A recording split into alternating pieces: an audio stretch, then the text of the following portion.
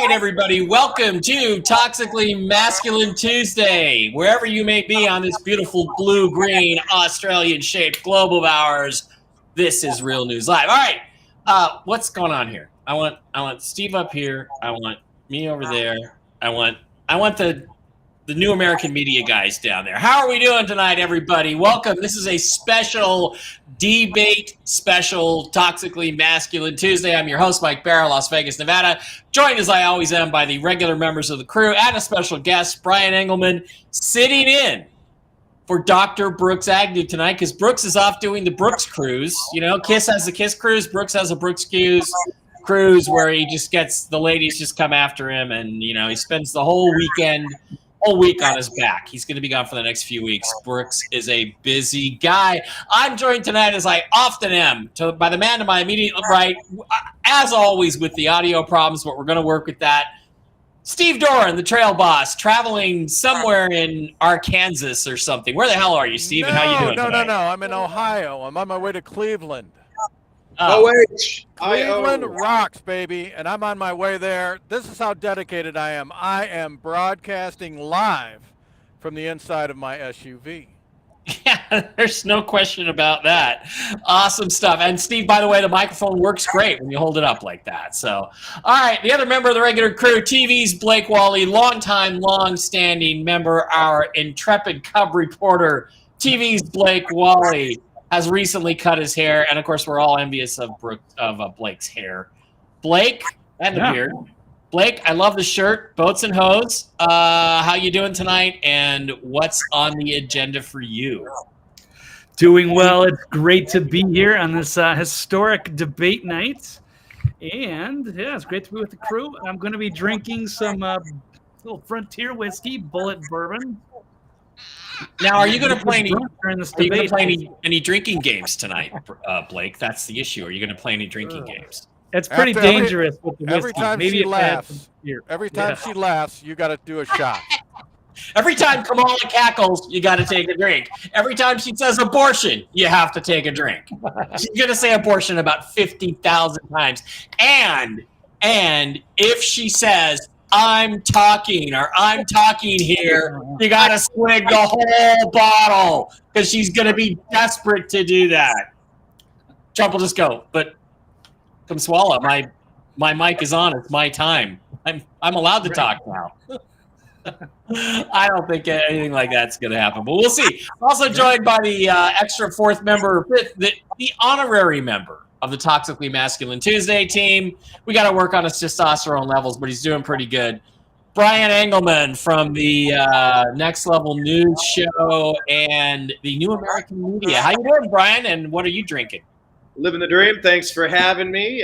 This is some tequila. Had some wonderful fajitas this evening and had a margarita or two with it. So switching over to tequila and ginger beer, the Reed's ginger beer. It's a really nice addition. And I just want to remind everybody that on Thursdays at 5 p.m., Mike Barra and I, with an open invitation to Blake Wally always, and anyone else that wants to, we're doing Strictly Football, covering all the things that happen in the week of football. My team sucks. How's your team doing, Mike? Who would have thought that Baker Mayfield would be better than Deshaun Watson? However, there is hope. There is hope, Brian, because your quarterback has been accused once again of another sexual assault. And how much do you want to bet, speaking of conspiracy theories, that the owners of the Browns paid this BITCH to make these accusations? Because that way they can void Deshaun Watson's contract. The world is a corrupt, dirty place. Now, I don't know about Deshaun Watson. I will say this, and we'll save it for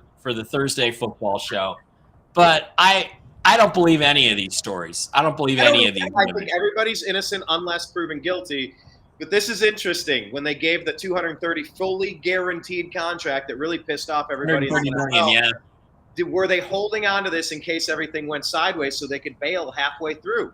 Well, they're about halfway through. And he looked like trash. The whole team really looked unprepared, and that's on Coach Stefanski. And Andrew Berry made this happen, the general manager. So, anyway, I digress. We'll get into that on Thursday, but it's a lot of fun setting that up with you. So you're not just talking Seahawks. I'm not just talking Browns. We're going to talk about the whole league. Yeah, everything. Yeah. All right. And we'll do that. It could be worse. Your head coach could be Pete Carroll, so it could be a lot worse. Guys, just to let everybody know, we are going to be bringing the live streaming coverage of the debate when it happens. Oh, I guess I've got captions on. Maybe we'll need that for when Kamala cackles. So that will be part of the show at 6 o'clock. We're going to absolutely be joining in to listen in on what's going to happen. Okay, guys, so I want to set this up. Steve, I want to start with you. I don't know how close you've been following the news this week. I hear through channels that Kamala Harris did not want to do this debate tonight. She had no interest in showing up for this. She wanted to come down with COVID, but they told her, you have to do this. I also understand that she's going to be mic'd up. They're going to have a microphone in her or a speaker in her ear to feed her the answers. We all know they already gave her the questions. So we already know she already knows what the questions are. She's going to have canned responses. My question is, do you think it's going to make a difference? I think this woman is so dumb that she's still going to end up looking like a dingbat. She's still going to cackle, and she's not going to do very well tonight. What do you think, and what do you feel? How do you feel about that? Well, for the last 10 days, she's been in Hollywood, and she's had a Hollywood coach coaching her on how to make sincere facial expressions, not cackle, et cetera, along with being mic'd up and having an earphone, and she's still going to come off like a total buffoon, in my opinion. Okay. Blake, these are rumors, but I'm obviously they're true. We all know how bad the Democrats cheat. Joe Biden, not only we established pretty clearly in 2020, you could see in his eye, he had like a contact lens, which enabled him to read what was supposed to be screens above the cameras, and the camera he was looking at, they actually overlaid the answers to the questions, everything he should say. He read the entire thing. And I remember during that debate, Trump kept looking at that screen and like, is he reading off that? Anyway, what do you think is going to happen tonight? What do you think? What's your preview? You're on right now. This is your pregame warm up. What are you going to tell everybody? Well, she's got no excuses. They're going to have to put her out there. I think you're absolutely right. She would not want to be there unless she absolutely had to. She turned down the other ones. So now it's kind of like a home game for her with the moderators in her corner, if you will. So, I don't know if she got the questions, but she should be prepared for anything. They're not going to throw her any curveballs. They're not going to give her too hard of a time. So, yeah, now it's time for her to sit in the hot seat. We've been awaiting this moment for a while to see if she can actually do it. So let's hope Trump makes an example of her, and let's see the Democrats panic. But yeah, it's a big night, so I can't wait. Yeah, Trump can be pretty effective on these things, especially when they're all trying to gang up on him. He just puts everybody down, Brian.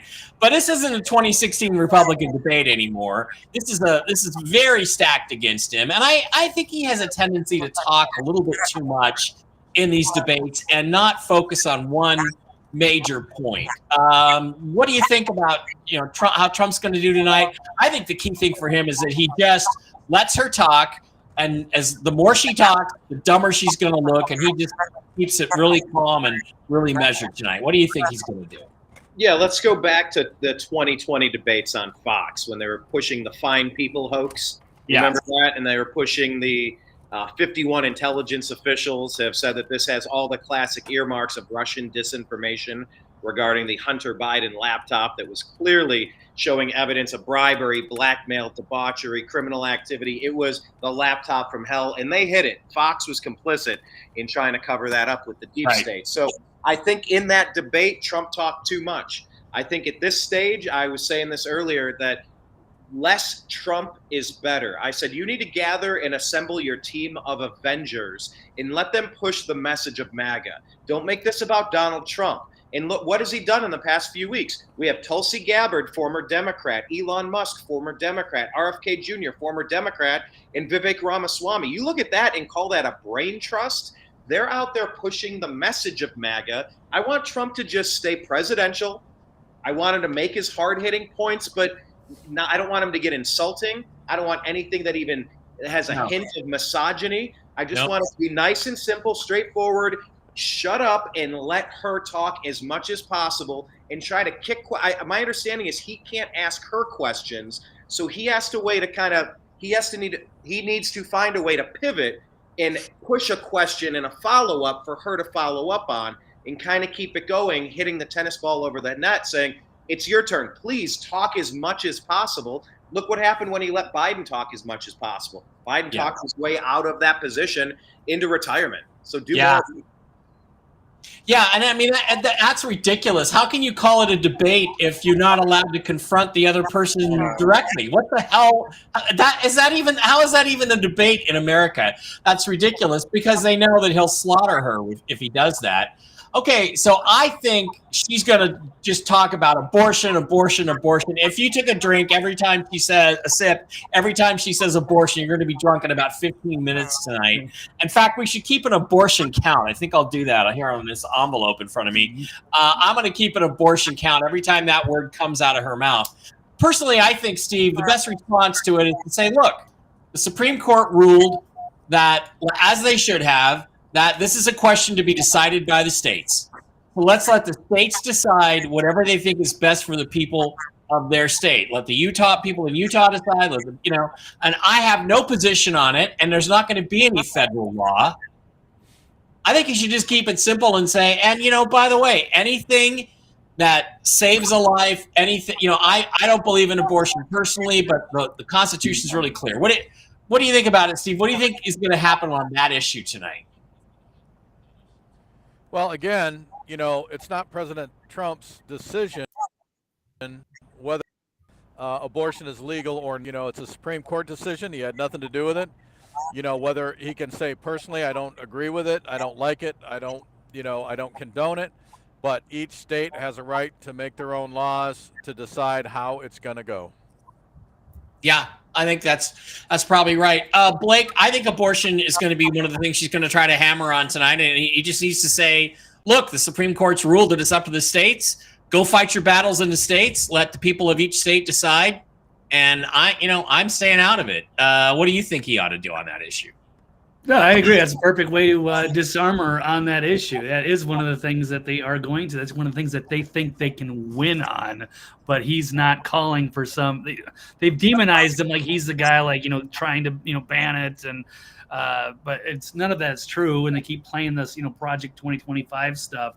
So it's not going to fly. So he's got to call her out on that. And then American people need to know the truth. So that would be a good one to dunk on her. And again, I think he's not allowed to ask her a direct question. But I think one thing, Brian, he could say on that issue is he could just say, look, I am absolutely opposed to partial birth abortion, to abortion in the third trimester, and certainly to abortion after the baby is born. And there have been bills proposed that you can still kill the baby after it's born.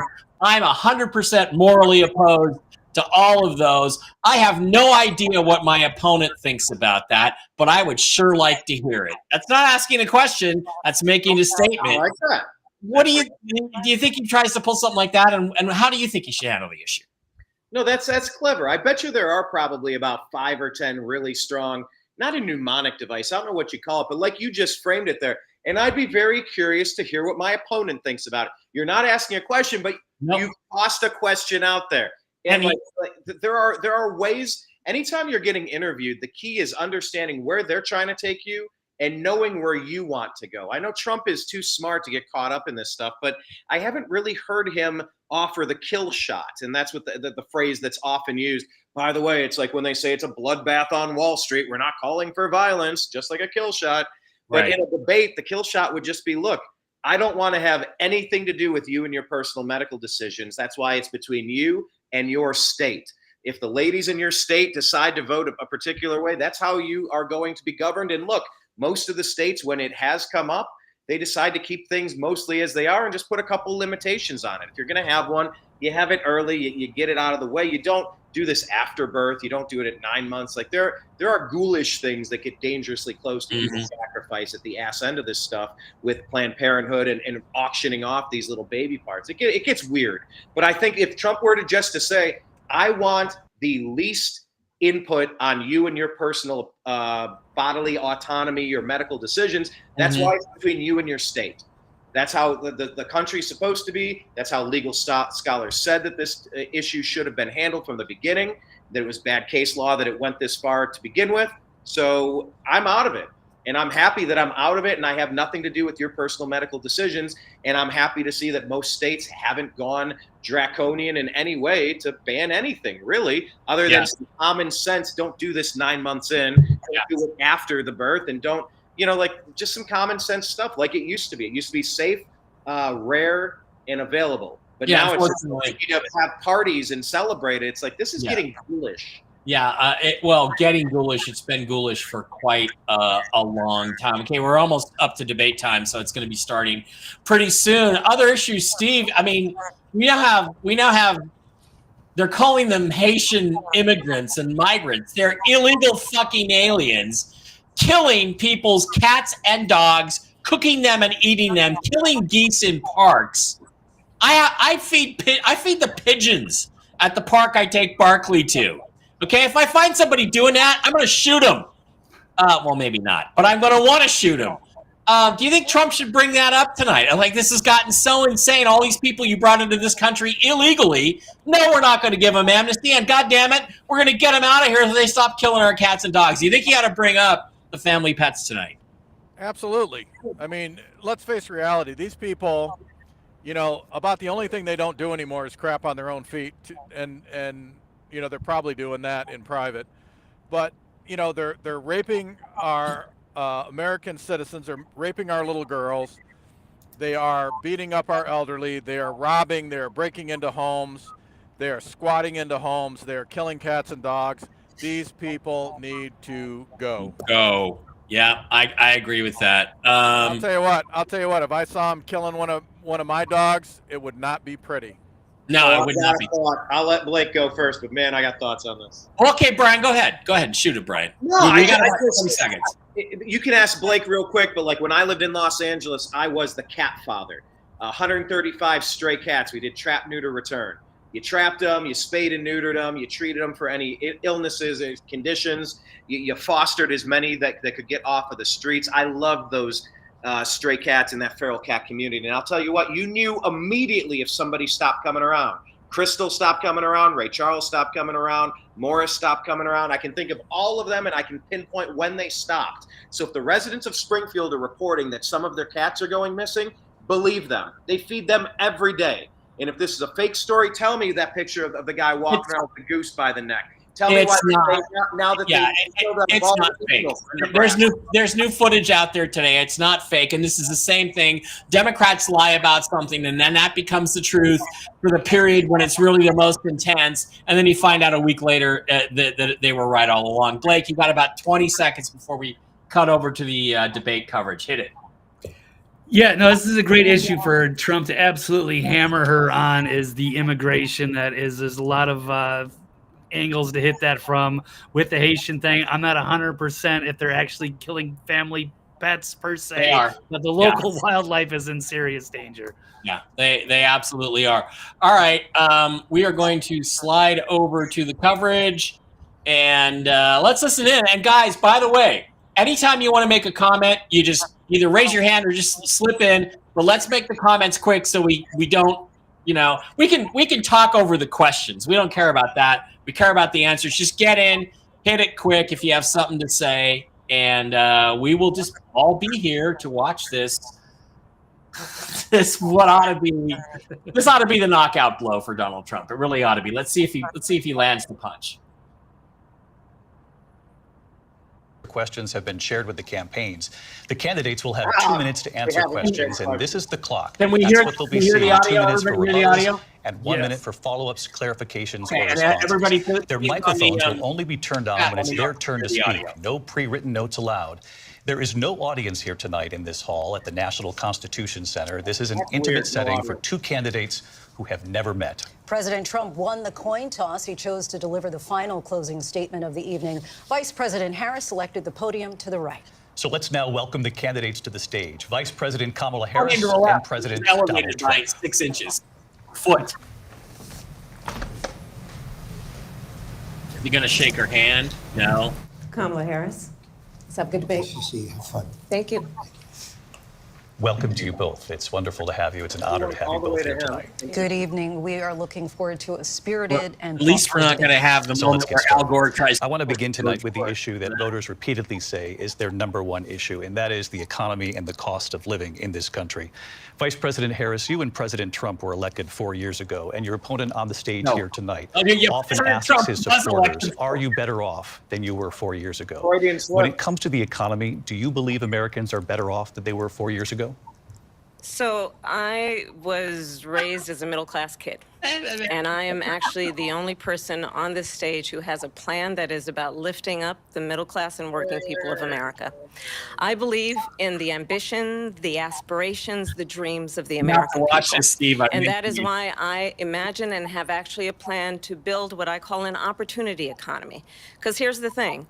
We know that we have a shortage of homes and housing, and the cost of housing is too expensive for far too many people. We know that young families need support to raise their children, and I intend on extending a tax cut for those families of $6,000, which is the largest child tax credit that we have given in a long time, so that those young families can afford to buy a crib, buy a car seat, buy clothes for their children. My passion, one of them, is small businesses. My mother raised my sister and me, but there was a woman who helped raise us. We call her our second mother. She was a small business owner. I love our small businesses.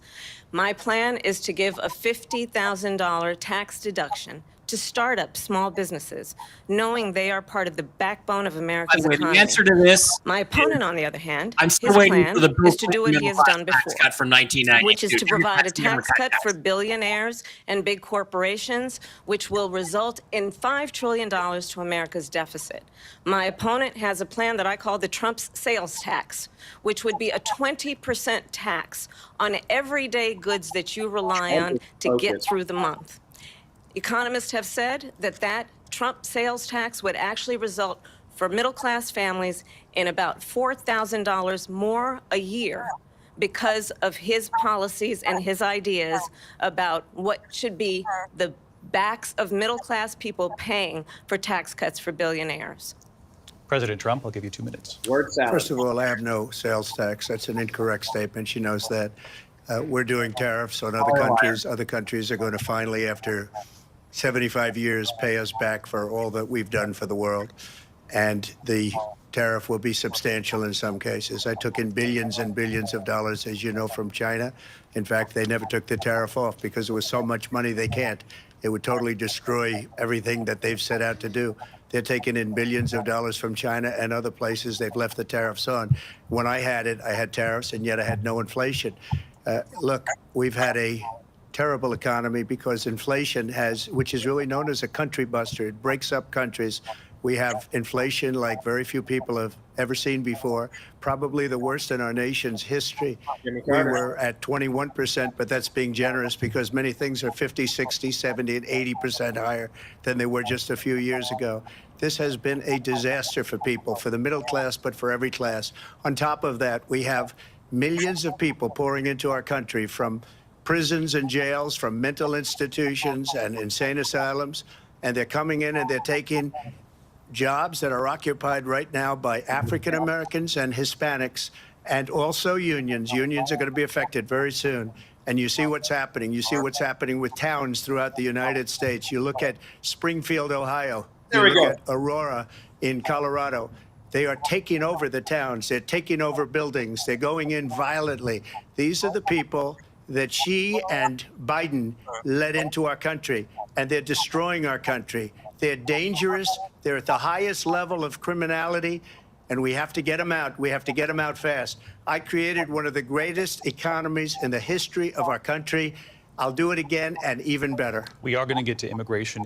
Strong. Okay, quick mute. Thoughts real quick. Steve, Brian, Blake, hit me. Steve.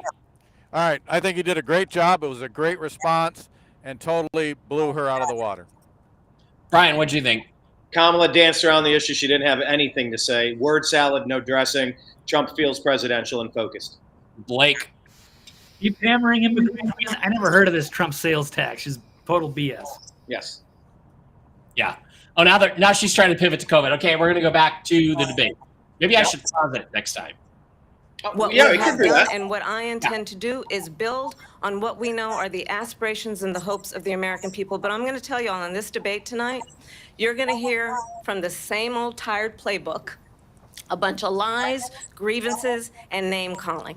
What you're going to hear tonight is a detailed and dangerous plan called Project 2025 that the former president intends on implementing if he were elected again. I believe very strongly that the American people want a president who understands the importance of bringing us together, knowing we have so much more in common than what separates us. And I pledge to you to be a president for all Americans. President Trump will give you a minute here to respond. Number one, I have nothing to do, as you know, and as she knows better than anyone, I have nothing to do with Project 2025. That's out there. I haven't read it. I don't want to read it purposely. I'm not going to read it. This was a group of people that got together. They came up with some ideas, I guess some good, some bad, but it makes no difference. I have nothing to do. Everybody knows I'm an open book. Everybody knows what I'm going to do. Cut taxes very substantially and create a great economy like I did before. We had the greatest economy. We got hit with a pandemic. And the pandemic was not since 1917, where 100 million people died, has there been anything like it. We did a phenomenal job with the pandemic. We handed them over a country where the economy and where the stock market was higher than it was before the pandemic came in. Nobody's ever seen anything like it. We made ventilators for the entire world. We got gowns, we got masks, we did things that nobody thought possible. And people give me credit for rebuilding the military. They give me credit for a lot of things, but not enough credit for the great job we did with the pandemic. But the only jobs they got were bounce back jobs. These were jobs bounced back, and it bounced back and it went to their benefit. But I was the one that created them. They know it, and so does everybody else. Vice President Harris, I'll let you respond. Okay, that was a great answer. Sorry, let's let her finish. I don't know why she's responding. So Donald Trump has no plan for you. And when you look at his economic plan, it's all about tax breaks for the richest people. I am offering what I describe as an opportunity economy, and the best economists in our country, if not the world, have reviewed our relative plans for the future of America. What Goldman Sachs has said is that Donald Trump's plan would make the economy worse, mine would strengthen the economy. What the Wharton School has said is Donald Trump's plan would actually explode the deficit. 16 Nobel laureates have described his economic plan as something that would increase inflation and by the middle of next year would invite a recession. You just have to look at where we are and where we stand on the issues. And I'd invite you to know that Donald Trump actually has no plan for you because he is more interested in defending himself than he is in looking out for you. It's just a soundbite. They gave her that to say. Look, I went to the Wharton School of Finance, and many of those professors, the top professors, think my plan is a brilliant plan. It's a great plan. It's a plan that's going to bring up our worth, our value as a country. It's going to make people want to be able to go and work and create jobs and create a lot of good, solid money for our country. And just to finish off, she doesn't have a plan. She copied Biden's plan. And it's like 4 sentences, like run, spot, run. 4 sentences that are just, oh, we'll try and lower taxes. She doesn't have a plan. Take a look at her plan. She doesn't have a plan. Say it. Mr. President, I do want to drill down on something you both brought up. The Vice President brought up your tariffs. You responded, and let's drill down. Okay, before we get to this, really quickly, what do you guys think of that sequence? Blake, Brian, Steve. Blake. Yeah, it's ridiculous to say she doesn't have a plan. The economy was awesome in 2019. He had a great economy. It sucks under Kamala and Biden. So win on Trump on that one. I don't care what these Goldman Sachs, elite institutions, establishment, No. They all hate Trump and they want him to fail. No. Brian. 16 Nobel laureates, blah, blah, blah, blah, blah. 51 intelligence officials, blah, blah, blah, blah, blah. Bullshit. Yeah. Steve. Total bullshit on Kamala's part. We all know, we lived through this. We know that Trump's economy was the best, that Biden did nothing but destroy this country, and she helped him do it. And she is a liar. And if anybody's attacking anybody, it's her. I think the people watching that know it too. I think her snarky expressions. I think Trump's got to stay away from laughing at what she says. He's got to stay flat. He's got to stay toned. The other thing is I wish he would have said it, because I would have said it. Is you have your professors who've never worked a day in the private sector. I have my track record. Go back and look at what I did, and that's exactly what I'm going to do 4 years from now. Okay, let's get back to the debate and let it roll forward. Down on this, because your plan is what she calls is essentially a national sales tax. Your proposal calls for tariffs, as you pointed out here, on foreign imports across the board. You recently said that you might double your plan, imposing tariffs up to 20% on goods coming into this country. As you know, many economists say that with tariffs at that level, costs are then passed on to the consumer. Vice President Harris has argued it'll mean higher prices on gas, food, clothing, medication, arguing it costs the typical family nearly $4,000 a year. Do you believe Americans can afford higher prices because of tariffs? They're not going to have higher prices. What's going to have, and who's going to have higher prices, is China and all of the countries that have been ripping us off for years. I was the only president ever. China was paying us hundreds of billions of dollars, and so were other countries. And, you know, if she doesn't like them, they should have gone out and they should have immediately cut the tariffs. But those tariffs are there 3.5 years now under their administration. We are going to take in billions of dollars, hundreds of billions of dollars. I had no inflation, virtually no inflation. They had the highest inflation perhaps in the history of our country, because I've never seen a worse period of time. People can't go out and buy cereal or bacon or eggs or anything else. The people of our country are absolutely dying with what they've done. They've destroyed the economy. And all you have to do is look at a poll. The polls say 80 and 85 and even 90% that the Trump economy was great, that their economy was terrible. Vice President Harris, I do want to ask for your response, and you heard what the president said there, because the Biden administration did keep a number of the Trump tariffs in place. So how do you respond? Well, let's be clear that the Trump administration resulted in a trade deficit, one of the highest we've ever seen in the history of America.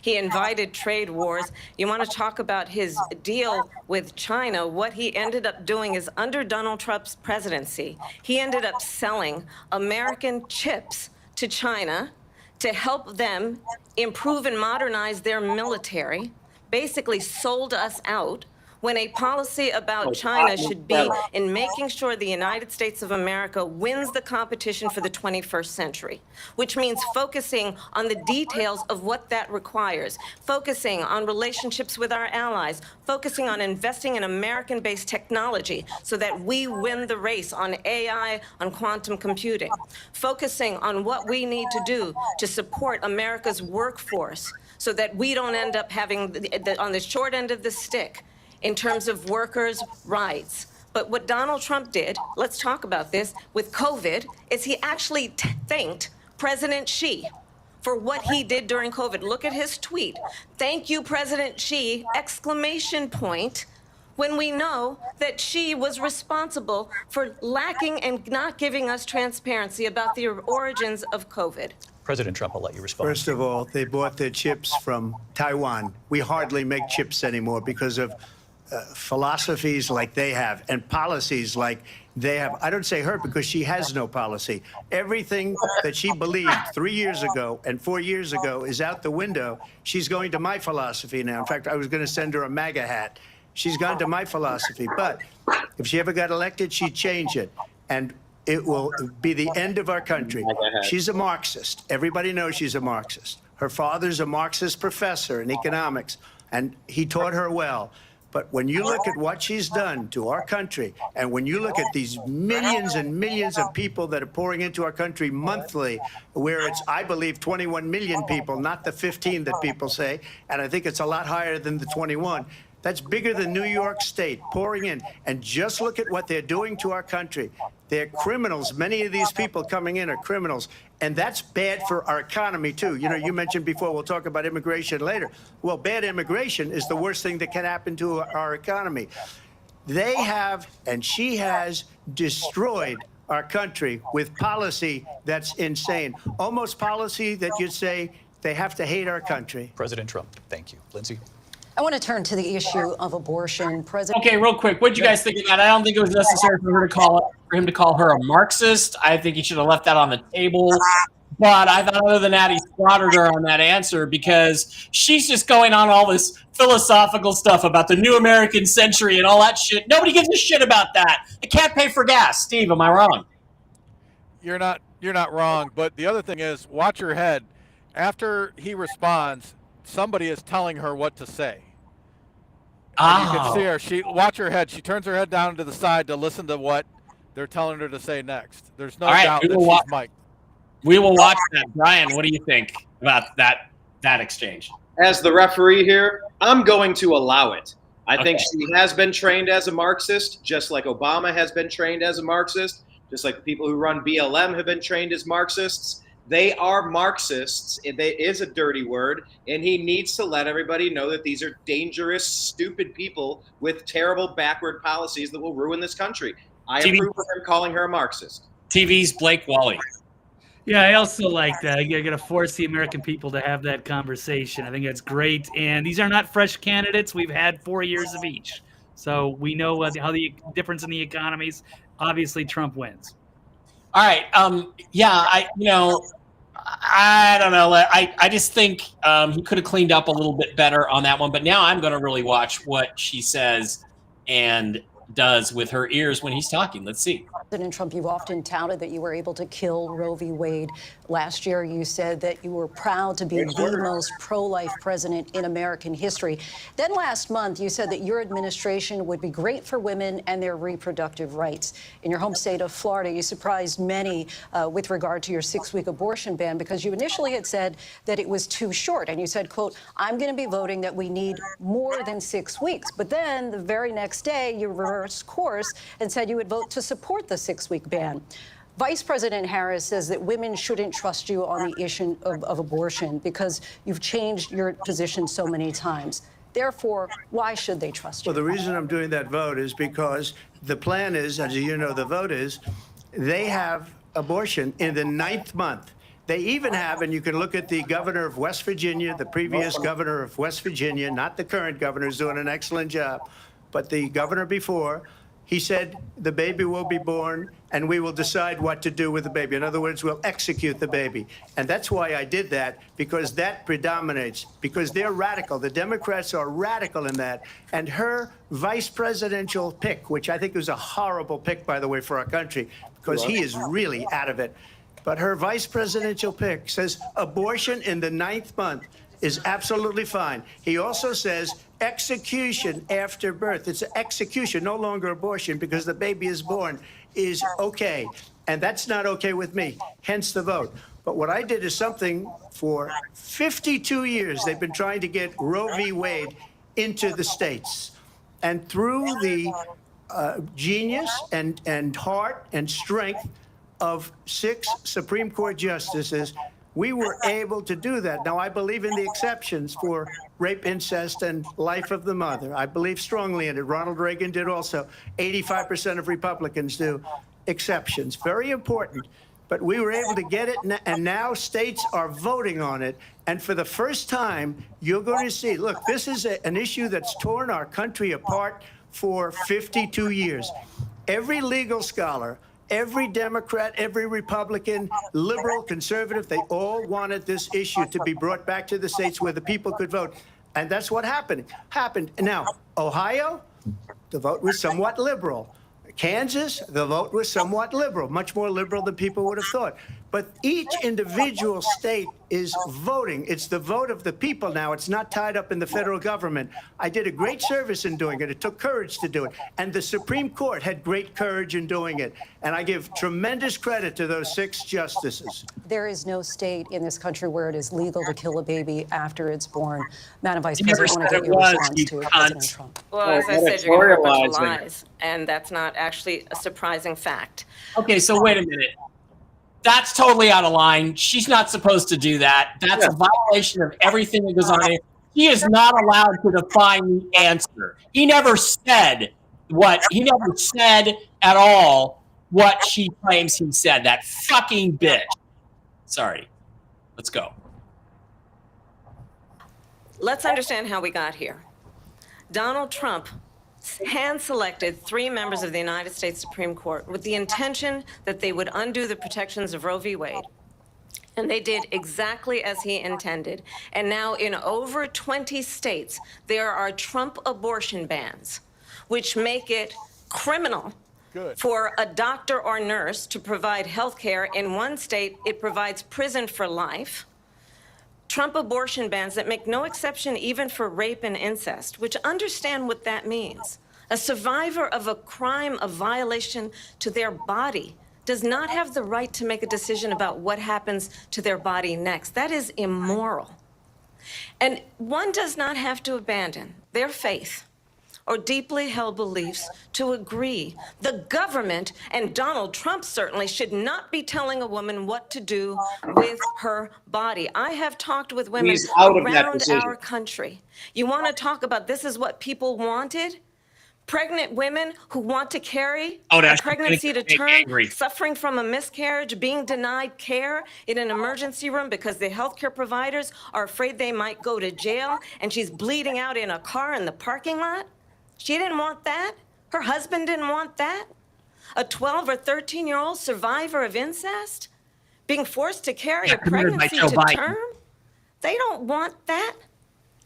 And I pledge to you, when Congress passes a bill to put back in place the protections of Roe v. Wade, as President of the United States, I will proudly sign it into law. But understand, if Donald Trump were to be reelected, he will sign a national abortion ban. Understand, in his Project 2025, there would be a national abortion monitor that would be monitoring your pregnancies, your miscarriages. I think the American people believe that certain freedoms, in particular the freedom to make decisions about one's own body, should not be made by the government.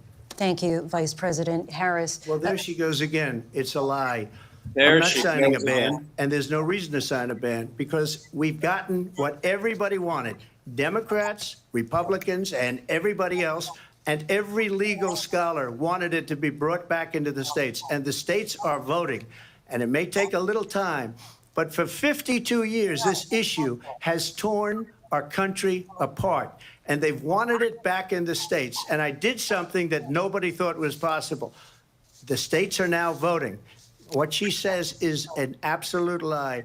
And as far as the abortion ban, no, I'm not in favor of abortion ban, but it doesn't matter because this issue has now been taken over by the states. Would you veto a national abortion ban if it came to your desk? Well, I won't have to because, again, two things. Number one, she said she'll go back to Congress. She'll never get the vote. It's impossible for her to get the vote, especially now with the 50-50 and essentially 50-50 in both Senate and the House. She's not going to get the vote. She can't get the vote. She won't even come close to it. So it's just talk. You know what it reminds me of? When they said they're going to get student loans terminated, and it ended up being a total catastrophe. The student loans, and then her, I think probably her boss, if you call him a boss, he spends all his time on the beach. Obama? Look, her boss went out and said, we'll do it again. We'll do it a different way. And he went out, got rejected again by the Supreme Court. So all these students got taunted with this whole thing about this whole idea. And how unfair that would have been, part of the reason they lost, to the millions and millions of people that had to pay off their student loans. They didn't get it for free. But they were saying it's the same way that they talked about that they talk about abortion. But if I could just get a yes or no, because your running mate, J.D. Vance, has said that you would veto it if it did come to your desk. Well, I didn't discuss it with J.D. in all fairness. J.D., and I don't mind if he has a certain view, but I think he was speaking for me, but I really didn't. Look, we don't have to discuss it because she'd never be able to get it, just like she couldn't get student loans. They couldn't get student loans. They didn't even come close to getting student loans. They taunted young people and a lot of other people that had loans.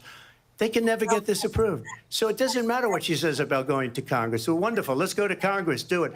But the fact is that for years, they wanted to get it out of Congress and out of the federal government. And we did something that everybody said couldn't be done. And now you have a vote of the people on abortion. Okay, I didn't think he did very well on that. I thought she did a little bit better. And what he should keep saying is not, he said, we're going to let the people decide. That's what he has to say. Brian, what do you think about how he did on that one? Yeah, I've listened to Scott Adams talk about this quite a bit, and he's like, there's a kill shot out there, and it's just the answer that he's supposed to say is just, you want me completely out of your healthcare decisions, and that's exactly where we're at. The United States is a roughly, loosely knit conglomerate of 50 individual countries under the umbrella of a federal government called the United States. The states are essentially little countries inside of this country. I don't want to be in charge of your healthcare, and thanks to this process, I am the furthest thing from it. It's between you and the state that you choose to live in. Additionally, I can't stand that Kamala is still lying about Project 2025. Trump needs to, every single time that comes up, say, that's great that you're fixated on 2025. My plan is on my website. It's articulated clearly. It's called Project 47, Agenda 47. Agenda 47. My plan, and stop putting on me something that has nothing to do with me. Yeah, Blake, what did you think of that last exchange?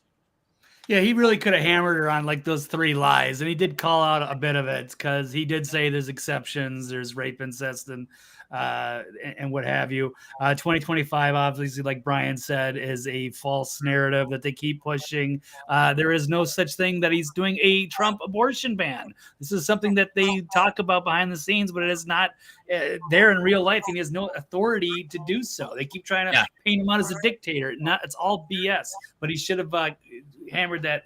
You didn't articulate it very well. Steve, you're back. What's up? What do you think? Well, I mean, my opinion, as you know, first of all, it's not my body, my choice. It's a separate life. It's a separate body. I get so sick of hearing that stuff. And yes, they do abortions in the 9th month just prior to the baby being born. It's a cruel, horrible thing. You've got women on the street going, I've got 25 abortions and I want to get pregnant again and have 26. That is the kind of stuff that they are trying to stop. And so, states' rights over federal government. It's always been that, or it should have always been that way. It should have never been in the hands of the federal government. No. And it's up to the people in the state where you live. And one more quick point there. Lee Harris just put a comment on the board that's interesting. It says she brought a woman's right to do what she wants to do with her body. But where was that thought when the Democrats were forcing jabs? Yeah, well, again, another Trump could have hit her with. Another missed pot shot by Donald Trump on that one. All right, let's go.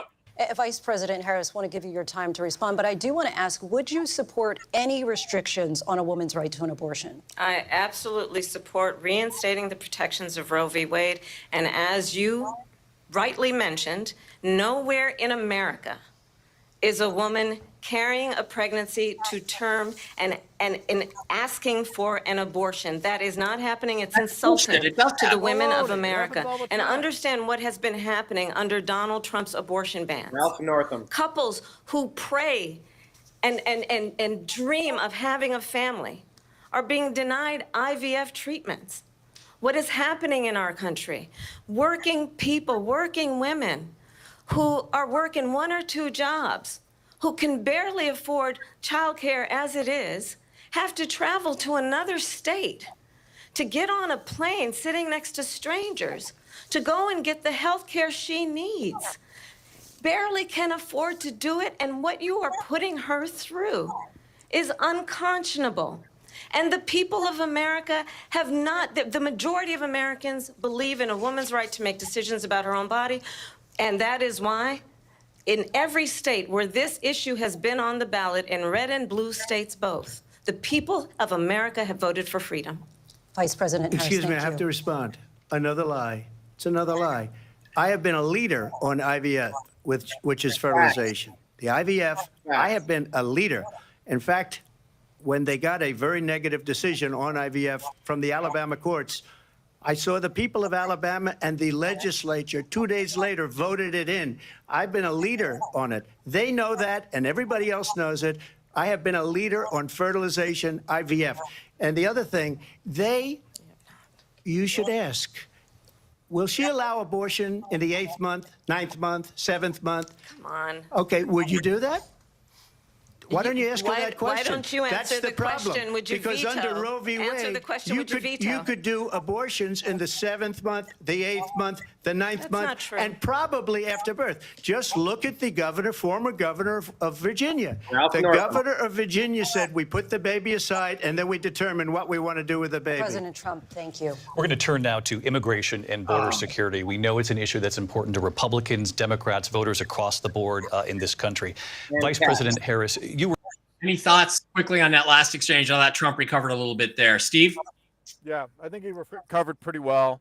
Again, the Democrats use lies. They constantly make stuff up to try to make him look bad. And then, as we just saw, one of the commentators are making comments, and they're supposed to keep their mouth shut to try to make him look bad. So we know exactly where they're trying to make this go. Yeah, Blake. Yeah, kind of a lost opportunity to really hit her with that abortion issue with some real jujitsu and get back at her. And of course, disappointing by the moderators as Trump is calling him up. Please ask, because I want to hear her answer too. I think everybody wants to hear that. Is she okay with late-term abortion? Because that's where it gets pretty disgusting for people. Brian. And by the way, they are doing late-term abortions right now today. All over the place. Yeah, Brian. Yeah, on our show earlier today, I agree to disagree. Blake had a list of 26 questions he'd love to get answered from Kamala. And, right there were a couple opportunities, and she skated away from it. Look, it's the economy, stupid. It's the illegal alien invasion, stupid. Let's focus on those two. Yeah. And one last thing on this, all he really had to say is, look, all I did was allow the people of this country to decide what they want in their own individual communities. Boom. That's a grand slam. All right, let's go back. We're tasked by President Biden with getting to the root causes of migration from Central America. We know that illegal border crossings reached a record high in the Biden administration. This past June, President Biden imposed tough new asylum restrictions. We know the numbers since then have dropped significantly. But my question to you tonight is, why did the administration wait until 6 months before the election to act? And would you have done anything differently from President Biden on this? So I'm the only person on this stage who has prosecuted transnational criminal organizations for the trafficking of guns, drugs, and human beings. And let me say that the United States Congress, including some of the most conservative members of the United States Senate, came up with a border security bill which I supported. She's going Southern accent. And that bill would have put 1,500 more border agents on the border to help those folks who are working there right now overtime, trying to do their job. It would have allowed us to stem the flow of fentanyl coming into the United States. I know there are so many families watching tonight who have been personally affected by the surge of fentanyl in our country. Because of you. That bill would have put more resources to allow us to prosecute transnational criminal organizations for trafficking in guns, drugs, and human beings. But you know what happened to that bill? Donald Trump got on the phone, called up some folks in Congress and said, kill the bill. And you know why? Nice. Because he'd prefer to run on a problem instead of fixing a problem. And understand, this comes at a time where the people of our country actually need a leader who engages in solutions, who actually addresses the problems at hand. But what we have in the former president is someone who would prefer to run on a problem instead of fixing a problem. And I'll tell you something, he's going to talk about immigration a lot tonight, even when it's not the subject that is being raised. And I'm going to actually do something really unusual, and I'm going to invite you to attend one of Donald Trump's rallies, because it's a really interesting thing to watch. You will see during the course of his rallies, he talks about fictional characters like Hannibal Lecter. He will talk about windmills cause cancer. And what you will also notice is that people start leaving his rallies early out of exhaustion and boredom. And I will tell you, the one thing you will not hear him talk about is you. You will not hear him talk about your needs, your dreams, and your desires. Why? And I'll tell you, I believe you deserve a president who actually puts you first. And I pledge to you that I will. Vice President Harris, thank you. President Trump, on that point, I want to get your response. Well, I would like to respond. Let me just ask, though, why did you try to kill that bill, and successfully so? That would have put thousands of additional agents and officers on the border. First, let me respond as to the rallies. She said people start leaving. People don't go to her rallies. There's no reason to go. And the people that do go, she's bussing them in and paying them to be there, and then showing them in a different light. So she can't talk about that. People don't leave my rallies. We have the biggest rallies, the most incredible rallies in the history of politics. That's because people want to take their country back. Our country is being lost. We're a failing nation. And it happened 3.5 years ago. And what's going on here, you're going to end up in World War III, just to go into another subject. What they have done to our country by allowing these millions and millions of people to come into our country, and look at what's happening to the towns all over the United States. And a lot of towns don't want to talk. It's not going to be Aurora or Springfield. A lot of towns don't want to talk about it because they're so embarrassed by it. In Springfield, They're eating the dogs, the people that came in. They're eating the cats. They're eating the pets of the people that live there. And this is what's happening in our country, and it's a shame. As far as rallies are concerned, as far as the reason they go is they like what I say. They want to bring our country back. They want to make America great again. It's a very simple phrase, make America great again. She's destroying this country, and if she becomes president, this country doesn't have a chance of success. Not only success, we'll end up being Venezuela on steroids. I just want to clarify here. You bring up Springfield, Ohio, and ABC News did reach out to the city manager there. He told us there have been no credible reports of specific claims of pets being harmed, injured, or abused by individuals within the immigrant community. There's people on television. Let me just say here, this is the people on television say my dog was taken and used for food. So maybe he said that, and maybe that's a good thing to say for a city manager. I'm not taking this from but television. The people I'm on taking it from television the city saying manager. their dog was eaten by the people that went there. Again, the Springfield city manager says there's no evidence of that. Vice We'll President Harris, out. I'll let you respond to the rest 51 of it. intelligence officials said. You talk about extreme. You know, this is, I think, one of the reasons why in this election, I actually have the endorsement of 200 Republicans who have formerly worked with President Bush, Mitt Romney, and John McCain, including the endorsement of former Vice President Dick Cheney and Congress member Liz Cheney.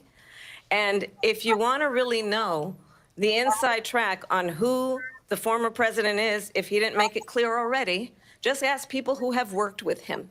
His former chief of staff, a 4-star general, has said he has contempt for the Constitution of the United States. His former national security advisor has said he is dangerous and unfit. His former Secretary of Defense has said the nation, the Republic, would never survive another Trump term. And when we listen to this kind of rhetoric, when the issues that affect the American people are not being addressed, I think the choice is clear in this election. President Trump, I'll give you a quick minute to respond here. Thank you, because when I hear that, see, I'm a different kind of a person. I fired most of those people, not so graciously. They did bad things or a bad job. I fired them. They never fired one person.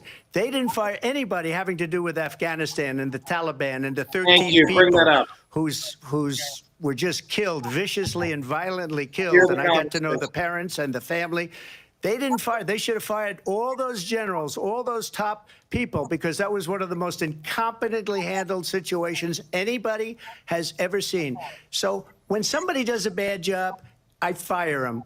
And you take a guy like Esper. He was no good. I fired him. So he writes a book. Another one writes a book, because with me, they can write books. With nobody else can they?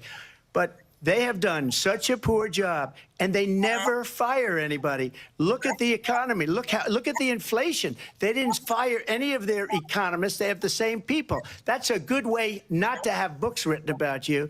But just to finish, I got more votes than any Republican in history by far.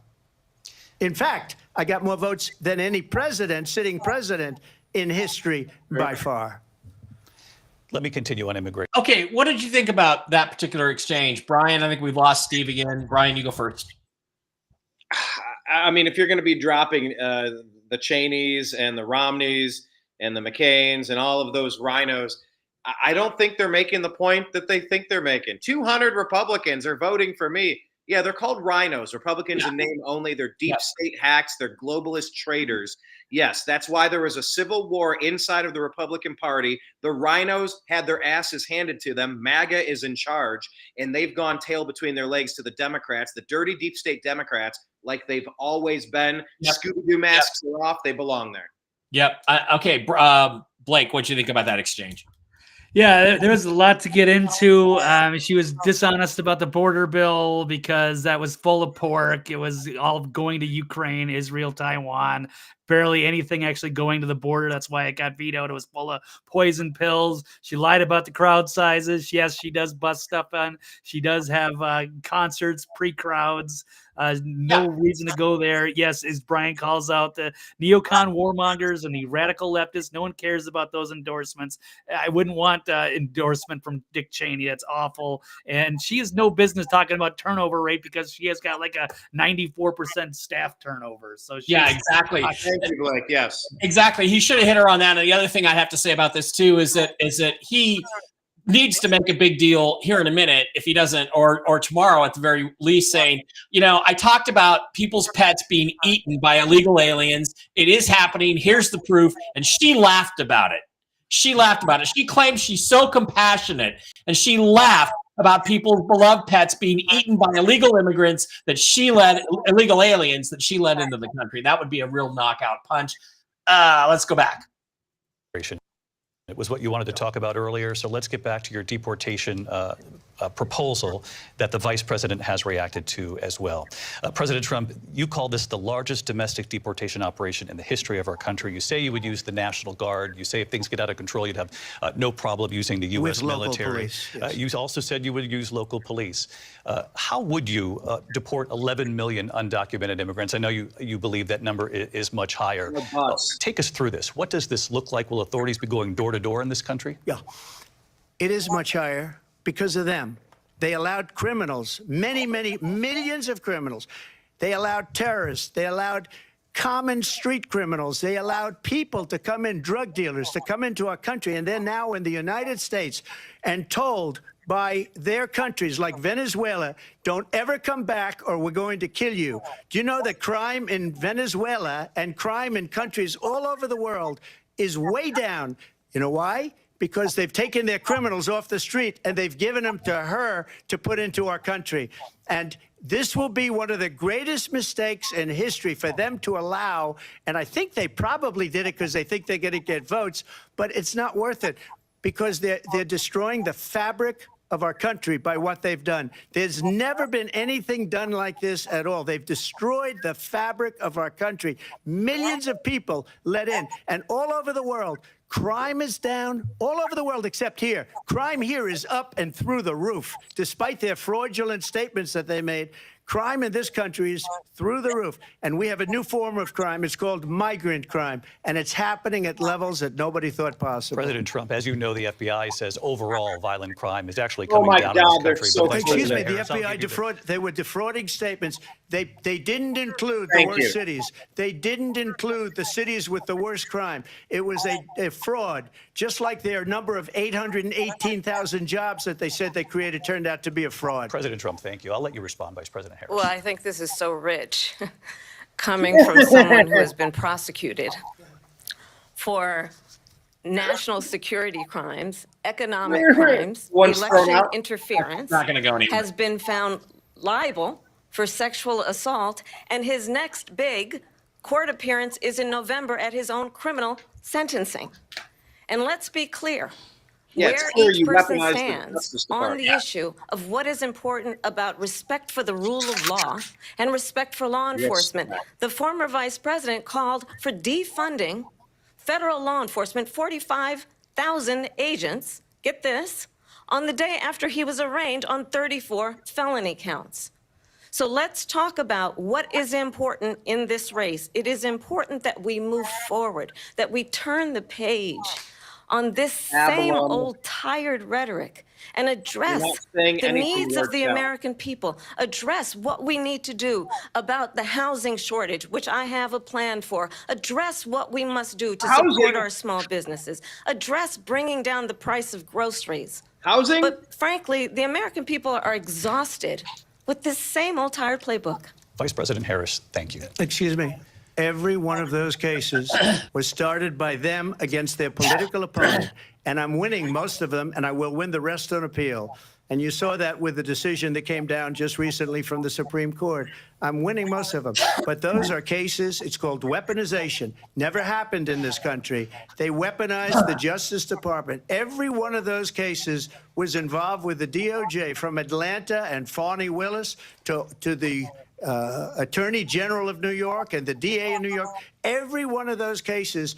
And then they say, oh, he's a criminal. They're the ones that made them go after me. By the way, Joe Biden was found essentially guilty on the documents case. And what happened in my documents case? They said, oh, that's the toughest of them all. A complete and total victory. 2 months ago, it was thrown out. It's weaponization, and they used it, and it's never happened in this country. They used it to try and win an election. They're fake cases. President Trump, thank you. A really quick response here, Vice President Harris, on this notion of weaponization of the Justice Department. Well, let's talk about extreme and understand the context in which this election in 2024 is taking place. The United States Supreme Court recently ruled that the former president would essentially be immune from any misconduct if he were to enter the White House again. Understand, this is someone who has openly said he would terminate, I'm quoting, terminate the Constitution of the United States, that he would weaponize the Department of Justice against his political enemies. Someone who has openly expressed disdain for members of our military. Understand what it would mean if Donald Trump were back in the White House with no guardrails, because certainly we know now the court won't stop him. We know J.D. Vance is not going to stop him. It's up to the American people Vice President to stop Harris, him. Thank you. Lindsay? Vice President Harris, in your last run for president.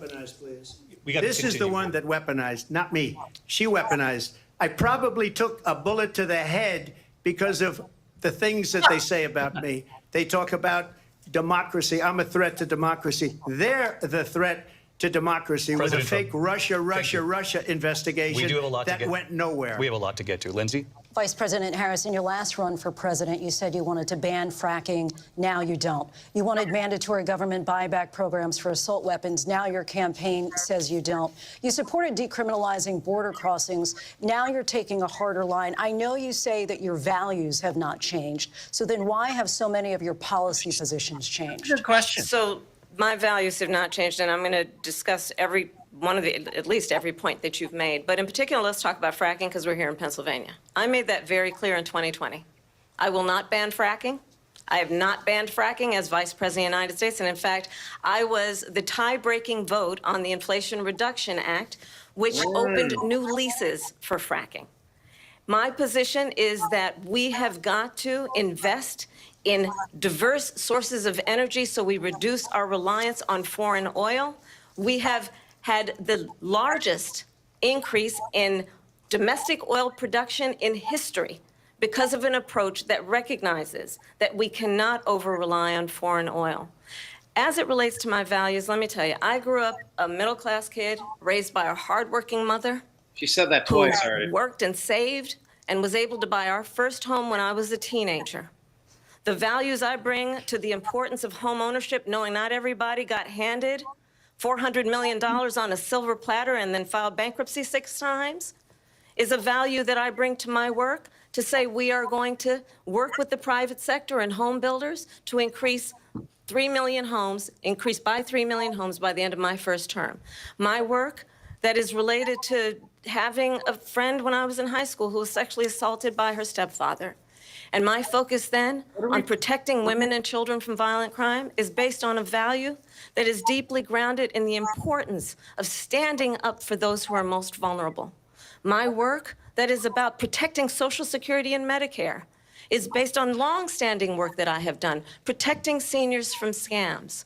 My values have not changed. And what is important is that there is a president who actually brings values and a perspective that is about lifting people up and not beating people down and name-calling. The true measure of the leader is the leader who actually understands the strength is not in beating people down, it's in lifting people up. I intend to be that president. President Trump, your response? First of all, I wasn't given $400 million. I wish I was. My father was a Brooklyn builder, Brooklyn, Queens, and a great father, and I learned a lot from him. But I was given a fraction of that, a tiny fraction, and I built it into many, many billions of dollars, many, many billions. And when people see it, they are even surprised. So we don't have to talk about that. Fracking, she's been against it for 12 years. Defund the police, she's been against that forever. She gave all that stuff up very wrongly, very horribly, and everybody's laughing at it, okay? They're all laughing at it. She gave up at least 12 and probably 14 or 15 different policies. Like, she was big on defund the police. In Minnesota, she went out, wait a minute, I'm talking now. You don't mind. He is an honor. Does that sound familiar? She went out in Minnesota and wanted to let criminals that killed people, that burned down Minneapolis, she went out and raised money to get them out of jail. She did things that nobody would ever think of. Now she wants to do transgender operations on illegal aliens that are in prison. This is a radical left liberal that would do this. She wants to confiscate your guns, and she will never allow fracking in Pennsylvania. If she won the election, fracking in Pennsylvania will end on day one. Just to finish, one thing so important in my opinion. So I got the oil business going like nobody has ever done before. When they took over, they got rid of it, started getting rid of it, and the prices were going up the roof. They immediately let these guys go to where they were. I would have been 5 times, 4 times, 5 times higher, because you're talking about 3.5 years ago. They got it up to where I was because they had no choice, because the prices of energy were quadrupling and doubling. You saw what happened to gasoline. So they said, let's go back to Trump. But if she won the election, the day after that election, they'll go back to destroying our country, and oil will be dead, fossil fuel will be dead, we'll go back to windmills, and we'll go back to solar, where they need a whole desert to get some energy to come out of it. You ever see a solar plant? By the way, I'm a big fan of solar, but they take 400, 500 acres of desert President soil. Trump, we have a These lot are of not good issues things that we for the have to get to. environment, that We're she out of time. understands. Thank you.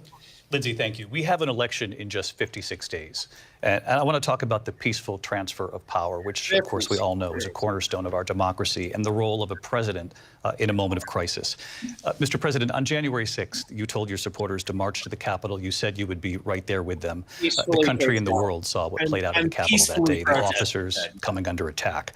Aides in the West Wing say you watched it unfold on television off the Oval Office. You did send out tweets, but it was more than 2 hours before you sent out that video message telling your supporters to go home. Is there anything you regret about what you did on that day? No. You just said a thing that isn't covered. Peacefully and patriotically, I said during my speech, not later on. Peacefully and patriotically. And nobody on the other side was killed. Ashley Babbitt was shot by an out-of-control police officer that should have never, ever shot her. It's a disgrace. But we didn't do this group of people that have been treated so badly. I ask, what about all the people that are pouring into our country and killing people that she allowed to pour in? She was the border czar, remember that. She was the border czar. She doesn't want to be called the border czar because she's embarrassed by the border. In fact, she said at the beginning, well, I'm surprised you're not talking about the border yet. That's because she knows what a bad job they've done. What about those people? When are they going to be prosecuted? When are these people from countries all over the world, not just South America? They're coming in from all over the world, David, all over the world. And crime rates are down all over the world because of it. But let me just ask you, David, when are those people going to be prosecuted? When are the people that burned down Minneapolis going to be prosecuted? Or in Seattle? They went into Seattle. They took over a big percentage of the city of Seattle. When are those people going to be prosecuted?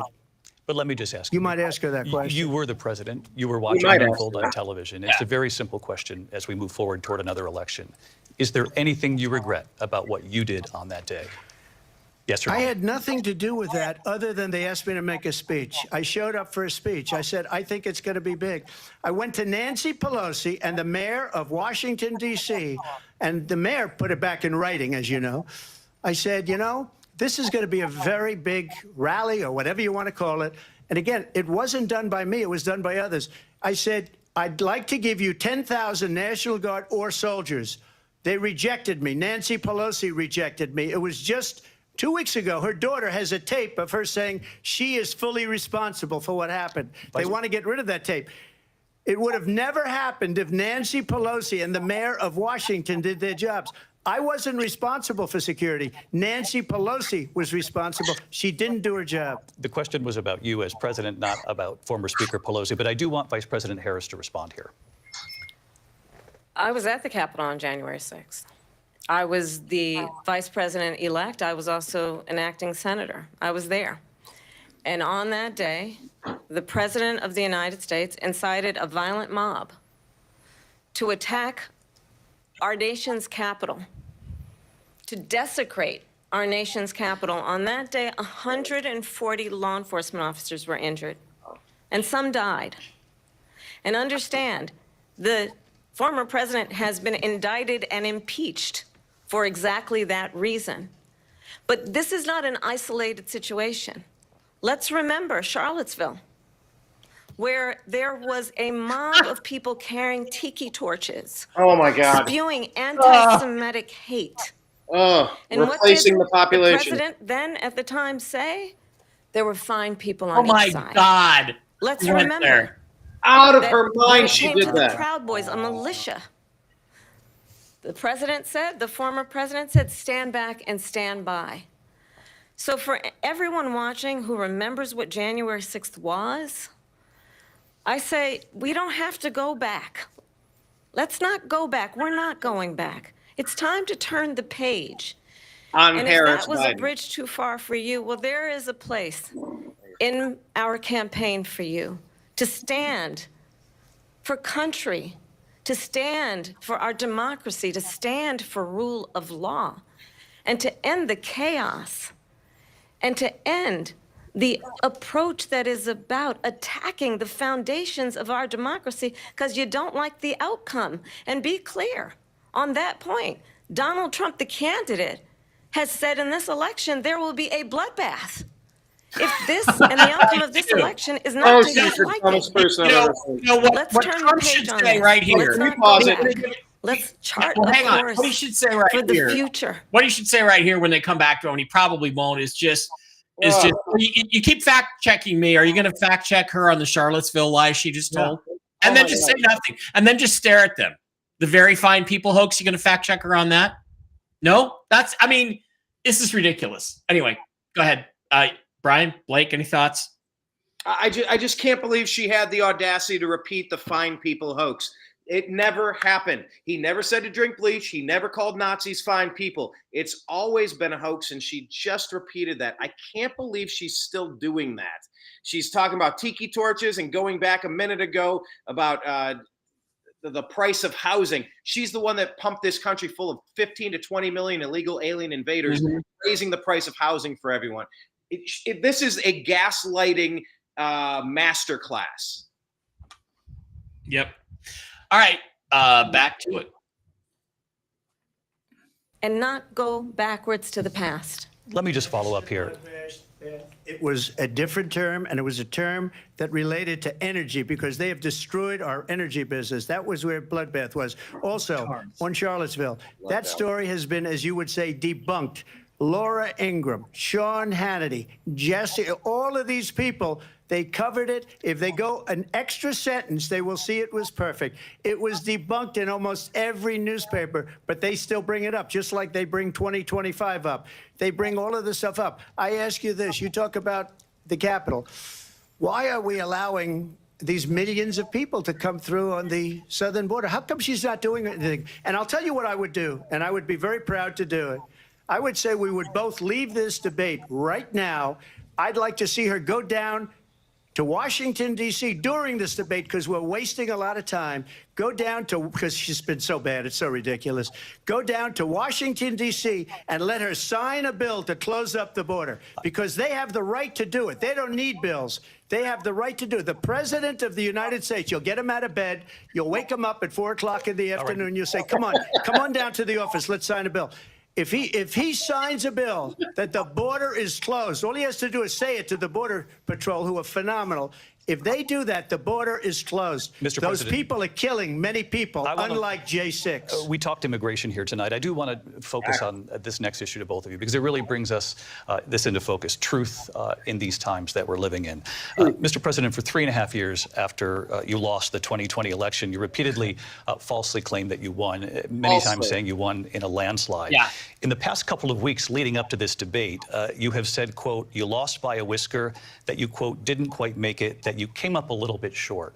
I said that? Are you now acknowledging that you lost in 2020? No, I don't acknowledge that at all. But I you said did that say that. sarcastically. But You know those- that. It was said, oh, we lost by a whisker. That was said sarcastically. It was a Look, blowout. there's so much proof. All you have to do is look at it. And they should have sent it back to the legislatures for approval. I got almost 75 million votes, the most votes any sitting president has ever gotten. I was told if I got 63, which was what I got in 2016, you can't be beaten. The election, people should never be thinking about it. An election is fraudulent. We need two things. We need walls, and we have to have it. We have to have borders, and we have to have good elections. Our elections are bad. And a lot of these illegal immigrants coming in, they're trying to get them to vote. They can't even speak English. They don't even know what country they're in practically. And these people are trying to get them to vote. And that's why they're allowing them to come into our country. I did watch all of these pieces of video. I didn't detect the sarcasm, lost by a whisker. We didn't quite make it. And we should just point out here as clarification, and you know this, you and your allies, 60 cases in front of many judges, many of them No Republican. judge looked at it. And They there was said no we didn't have widespread fraud. standing. That's the other thing. They said we didn't have standing, a technicality. Can you imagine a system where a person in an election doesn't have standing? The president of the United States doesn't have standing. That's how we lost. If you look at the facts, and I'd love to have you'll do a special on it. I'll show you Georgia, and I'll show you Wisconsin, Nailed and I'll show that. you Nailed Pennsylvania, that. and I'll show you. Yes. We have so many facts and statistics, but you know what? That doesn't matter because we have to solve the problem that we have right now. That's old news. And the problem that we have right now is we have a nation in decline, and they have put it into decline. We have a nation that is dying, David. Mr. President, thank you. Vice President Harris, you heard the president there tonight. He said he didn't say that he lost by a whisker. So he still believes he did not lose the election that was won just by like the President rest of Biden and yourself.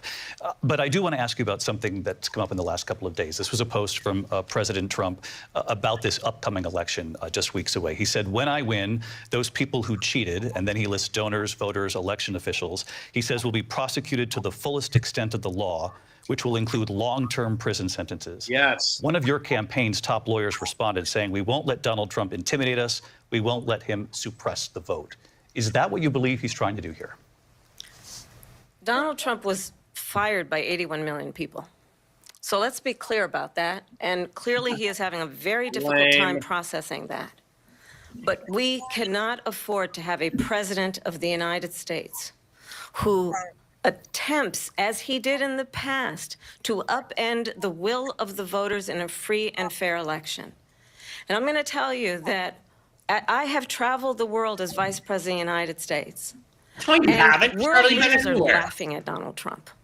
I have talked with military leaders, some of whom worked with you, and they say you're a disgrace. And when you then talk in this way in a presidential debate and deny what over and over again are court cases you have lost because you did, in fact, lose that election, No. it leads one to believe that perhaps we do not have in the candidate to my right the temperament or It's not going to the sell. People ability already know to what not be Trump is. They've already had 4 years of him, and it was about better than your facts. 4 years. That's Come on. deeply troubling, and the American people deserve better. I'll give you 1 minute to respond, Mr. President. Let me just say about world leaders. Viktor Orban, one of the most respected men, they call him a strong man. He's a tough person, smart. Prime Minister of Hungary. They said, why is the whole world blowing up? 3 years ago, it wasn't. Why is it blowing up? He said, because you need Trump back as president. They were afraid of him. China was afraid, and I don't like to use the word afraid, but I'm just quoting him. China was afraid of him. North Korea was afraid of him. Look at what's going on with North Korea, by the way. He said Russia was afraid of him. I ended the Nord Stream 2 pipeline, and Biden put it back on day one, but he ended the XL pipeline. The XL pipeline in our country, he ended that. But he let the Russians build a pipeline going all over Europe and heading into Germany, the biggest pipeline in the world. Look, Viktor Orban said it. He said the most respected, most feared person is Donald Trump. We had no problems when Trump was president. But when this weak, pathetic man that you saw at a debate just a few months ago, that if he weren't in that debate, he'd be running instead of her. She got no votes. He got 14 million votes. What you did, you talk about a threat to democracy. He got 14 million votes, and they threw him out of office. And you know what? I'll give you a little secret. He hates her. He can't stand her. But he got 14 million votes. That's true. They threw him out. She got 0 votes. And when she ran, she was the first one to leave because she failed. And now she's running. I don't understand it, but I'm okay with it because your time is I up. think we're going to do very well. We've got a lot more to get to. Turning now to the Israel-Hamas war and the hostages who are still being held, Americans among them. Vice President Harris, in December, you said, quote, Israel has a right to defend itself, but you added, quote, it matters how, saying international humanitarian law must be respected. Israel must do more to protect innocent civilians. You said that 9 months ago. Now an estimated 40,000 Palestinians are dead. Nearly 100 hostages remain. Just last week, Prime Minister Benjamin Netanyahu said there's not a deal in the making. President Biden has not been able to break through the stalemate. How would you do it? Well, let's understand how we got here.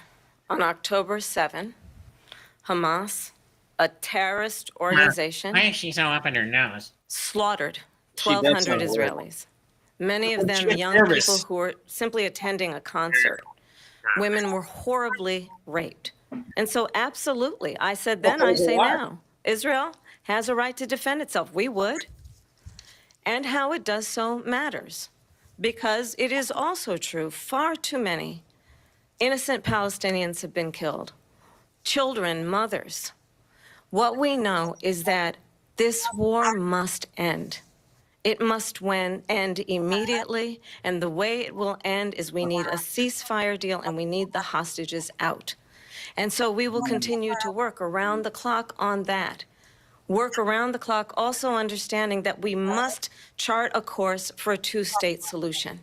And in that solution, there must be security for the Israeli people and Israel, and in equal measure for the Palestinians. But the one thing I will assure you always, I will always give Israel the ability to defend itself, in particular as it relates to Iran and any threat that Iran and its proxies pose to Israel. But we must have a two-state solution where we can rebuild Gaza, where the Palestinians have security, self-determination, and the dignity they so rightly deserve. President Trump, how would you negotiate with Netanyahu and also Hamas in order to get the hostages out and prevent the killing of more innocent civilians in Gaza? If I were president, it would have never started. If I were president, Russia would have never, ever, I know Putin very well, he would have never, and there was no threat of it either, by the way, for 4 years, have gone into Ukraine and killed millions of people when you add it up, far worse than people understand what's going on over there. But when she mentions about Israel, all of a sudden, she hates Israel. She wouldn't even meet with Netanyahu when he went to Congress to make a very important speech. She refused to be there because she was at a sorority party of hers. She wanted to go to the sorority party. She hates Israel. If she's president, I believe that Israel will not exist within 2 years from now. And I've been pretty good at predictions, and I hope I'm wrong about that one. She hates Israel. At the same time, in her own way, she hates the Arab population because the whole place is going to get blown up. Arabs, Jewish people, Israel will be gone. It would have never happened. Iran was broke under Donald Trump. Now Iran has $300 billion because they took off all the sanctions that I had. Iran had no money for Hamas or Hezbollah or any of the 28 different spheres of terror, and they are spheres of terror, horrible terror. They had no money. It was a big story, and you know it. You covered it very well, actually. They had no money for terror. They were broke. Now they're a rich nation, and now what they're doing is they're spreading that money around. Look at what's happening with the Houthis and Yemen. Look at what's going on in the Middle East. This would have never happened. I will get that settled and fast, and I'll get the war with Ukraine and Russia ended. If I'm president-elect, I'll get it done before even becoming president. Vice President Harris, he says you hate Israel. That's absolutely not true. I have my entire career and life supported Israel and the Israeli people. He knows that. He's trying to, again, divide and distract from the reality, which is it is very well known that Donald Trump is weak and wrong on national security and foreign policy. It is well known that he admires dictators wants to be a dictator on day one, according to himself. Like Obama? It is well known that he said of Putin that he can do whatever the hell he wants and go into Ukraine. It is well known that he said when Russia went into Ukraine, it was brilliant. It is well known he exchanged love letters with Kim Jong-un. Love letters? And it is absolutely well known Like that these dictators and autocrats are rooting for you to be president again because they're so clear. They can manipulate you with flattery and favors. And that is why so many military leaders who you have worked with have told me you are a disgrace. That is why we understand that we have to have a president who is not consistently weak and wrong on national security, including the importance of upholding and respecting in highest regard our military. Vice President Harris, thank you. They're the ones, and she's the one that caused it, that's weak on national security by allowing every nation last month for the year, 168 different countries sending people into our country. Their crime rates are way down. Putin endorsed her last week, said, I hope she wins. And I think he meant it, because what he's gotten away with is absolutely incredible. It wouldn't have happened with me. The leaders of other countries think that they're weak and incompetent, and they are. They're grossly incompetent. And I just ask one question. Why does Biden go in and kill the Keystone Pipeline and approve the single biggest deal that Russia's ever made, Nord Stream 2, the biggest pipeline anywhere in the world going to Germany and all over Europe? Because they're weak and they're ineffective. And Biden, by the way, gets paid a lot of money. Thank you. We have a lot of issues to get to. We'll be right back with much more of this historic ABC News presidential debate from the National Constitution Center right here in Philadelphia. Back in a moment. They keep saying that. We have a lot more to get to. They keep cutting stuff off. We only have a lot more to get to when President Trump is talking. Okay, quick thoughts on this right now, gentlemen. What do you think? Quickly, Brian. Let me go to Blake first. Go. Blake. Yeah, I mean, I wasn't terribly impressed with some of the foreign policy stuff, and to say that Kamala's hates Israel. She's married to a Jewish man, and she's going to go along with the war machine no matter what. So I thought he came off badly on that particular issue, as well as being too much of a tough guy. I wouldn't work about the Nord Stream pipelines in Russia, Ukraine. There are some issues that I have with that. I don't like the fact that Kamala, got to dodge all the questions. So many times he's brought up the horrible immigration policy, and she's allowed to, dance on the issues. And then keeps, bringing up all the hoaxes, and of course nobody calls her out on that. So she's holding in there better than I thought. Well, the thing is, most of her answers, they're all rehearsed because she obviously got the questions ahead of time. We all know that, and she's probably got a thing in her ear. But you notice you're not ever seeing her right ear the entire show. But the thing is that I don't think she gains any traction because she's just repeating all the lies that have been exposed for the last 4 or 5 years. So, Brian, how do you think he's done on responding to her directly on some of these issues? I mean, I don't think he should be so defensive about his record. I think he should just be saying, hey, look, this is what I did when I was president. Everybody knows how I'm going to govern. Stop trying to pretend like people don't know who I am. I don't know. Brian, go ahead. Yeah, you're right. I think Trump is the peace president, and he's worked hard to get negotiated deals done to just stop bringing people home in body bags. And that's an admirable thing when you're going up against the military-industrial complex that feeds itself off of the blood of the fallen. They will promote wars. They don't care how many people are sacrificed at the altar of their money-making machine. And I appreciate that Trump has always fought for peace. I mean, he calls him a lover of dictators or something. It's like, yeah, he goes to Kim Jong-un and goes, hey, pal, the deep state's trying to frame you for a nuclear attack, right? Mm-hmm. If you work with me, maybe you can avoid having your entire country turn into a glass factory because Victoria Nuland, Barack Hussein Obama, Joe Biden, and Kamala Harris, they are setting you up for a fall. I don't really understand what they're going for there because it was so much better under Trump leadership. Well, that's the thing. And the other thing is, look, these talking points that she's spewing out are not going to sell with independents. They haven't sold with independents yet. They're not going to sell just because of tonight. they're just repeating the same old lies and bullshit that just don't stick. And the other thing is that what I've seen on Twitter from my Twitter feed, granted it's probably more conservative, is that the story right now is it's 3 against 1. And that's the big story right now. And at ABC is a joke. We'll see how that spins as time goes on. I think Trump's holding his own. I think Kamala's doing better than I expected. I think Trump's staying even keel. He's not going too far overboard. I think they're just kind of punching to a draw, which I suppose gives Kamala a little bit of a boost, but she still sucks. No, if they punch to a draw, Trump wins because he's got the lead right now by 5 or 7 points. The other thing is that she hates Israel. I wish he hadn't quite put it that way. I would have said she doesn't support Israel is how I would have put it. She wouldn't even meet with President Netanyahu, and I think he hit that once. He should have hit it 2 or 3 times before he finished that answer. Yeah, he eventually got to the not meeting with Netanyahu in the middle of a Gaza war that everybody's screaming, "Please, can we stop this?" Right. She's hanging out with a sorority. It's and I think that was something he should have emphasized. A little more. All right. People being killed by the concerts. I'm Maggie Rulli. You're streaming ABC News Live. What does it take to be the most watched newscast in America? Not right.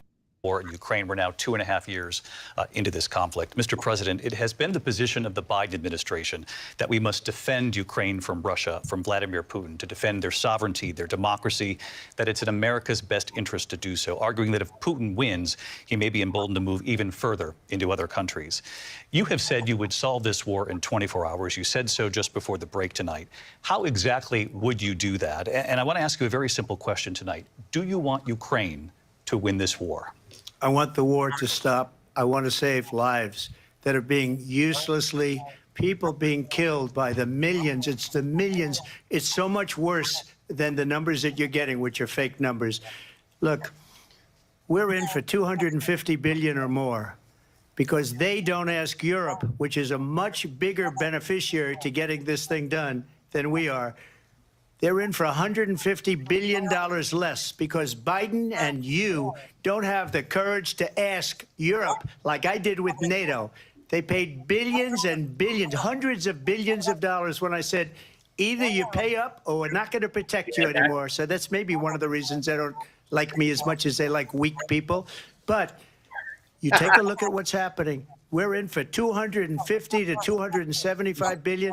They're into 100 to 150. They should be forced to equalize. With that being said, I want to get the war settled. I know Zelensky very well, and I know Putin very well. I have a good relationship, and they respect your president, okay? They respect me. They don't respect Biden. How would you respect him? Why? For what reason? He hasn't even made a phone call in 2 years to Putin, hasn't spoken to anybody. They don't even try and get it. That is a war that's dying to be settled. I will get it settled before I even become president. If I win, when I'm president-elect, and what I'll do is I'll speak to one, I'll speak to the other, I'll get them together. That war would have never happened. And in fact, when I saw Putin after I left, unfortunately left because our country has gone to hell.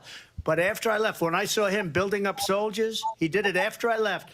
I said, oh, he must be negotiating. It must be a good, strong point of negotiation. Well, it wasn't, because Biden had no idea how to talk to him. He had no idea how to stop it. And now you have millions of people dead, and it's only getting worse, and it could lead to World War III. Don't kid yourself, David. We're playing with World War III, and we have a president that we don't even know if he's... Where is our president? We don't even know if he's a president. And just to clarify they here... They threw him out of a campaign like a dog. We don't even know. Is he our president?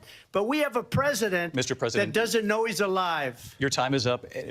Just to clarify in the question, do you believe it's in the U.S. best interests for Ukraine to win this war, yes or no? I think it's the U.S. best interest to get this war finished and just get it done. All right. Negotiate a deal, because we have to stop all of these human lives from being destroyed. I want to take this to Vice President Harris. I want to get your thoughts on support for Ukraine in this moment, but also as Commander-in-Chief, if elected, how would you deal with Vladimir Putin, and would it be any different from what we're seeing from President Biden? Well, first of all, it's important to remind the former president you're not running against Joe Biden, you're running against me. You are right. I believe the reason that Donald Trump says that this war would be over within 24 hours is because he would just give it up. And that's not who we are as Americans. Let's understand what happened here. I actually met with Zelensky a few days before Russia invaded, tried through force to change territorial boundaries, to defy one of the most important international rules and norms, which is the importance of sovereignty and territorial integrity. And I met with President Zelensky. I shared with him American intelligence about how he could defend himself.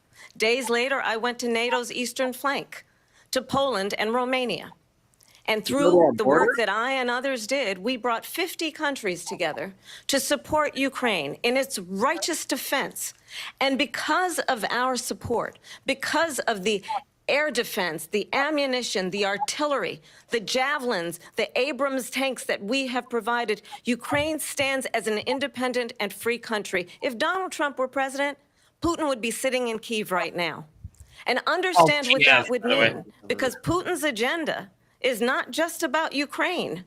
Understand why the European allies and our NATO allies are so thankful that you are no longer president, and that we understand the importance of the greatest military alliance the world has ever known, which is NATO, and what we have done to preserve the ability of Zelensky and the Ukrainians to fight for their independence. Otherwise, Putin would be sitting in Kyiv with his eyes on the rest of Europe, starting with Poland. And why don't you tell the 800,000 Polish Americans right here in Pennsylvania how quickly you would give up for the sake of favor and what you think is a friendship with what is known to be a dictator who would eat you for lunch. Eat you for Vice lunch? President Harris, thank you. We've Like heard a from both dog of you on in Ukraine Springfield? tonight. Afghanistan came up in the last hour. I wanted her to respond to something you said earlier, and please, I'll give you a minute here. No, give Trump the mic. Putin would be sitting in Moscow, and he wouldn't have lost 300,000 men and women, but he would have been sitting in Moscow. Quiet, please. He would have been sitting in Moscow, Please. much happier than he is right now. But eventually, you know, he's got a thing that other people don't have. He's got nuclear weapons. They don't ever talk about that. He's got nuclear weapons. Nobody ever thinks about that. And eventually, maybe he'll use them, and maybe he hasn't been that threatening, but he does have that. Something we don't even like to talk about. Nobody likes to talk about it. But just so you understand, they sent her to negotiate peace before this war started.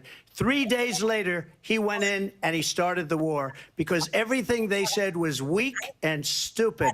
They said the wrong things. That war should have never started. She was the emissary. They sent her in to negotiate with Zelensky and Putin, and she did. And the war started 3 days later. And that's the kind of talent we have with her. She's worse than Biden. In my opinion, I think he's the worst president in the history of our country.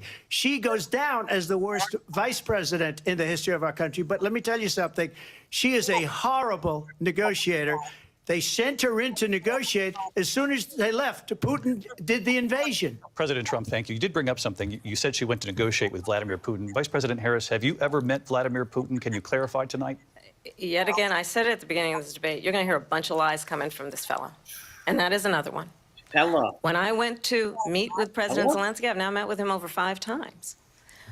The reality is it has been about standing as America always should. He asked if you had met as Putin. a leader upholding Asked if you had international met Putin. rules and norms, met as a Zelensky. leader Putin. who shows strength, understanding that the alliances we have around the world are dependent on our ability to look out for our friends and not favor our enemies because you adore strong men instead of caring about democracy. And that is very much what is at stake here. The President of the United States is commander-in-chief, and the American people have a right to rely on a president who understands the significance of America's role and responsibility in terms of ensuring that there is stability and ensuring we stand up for our principles and not sell them for the benefit of personal flattery.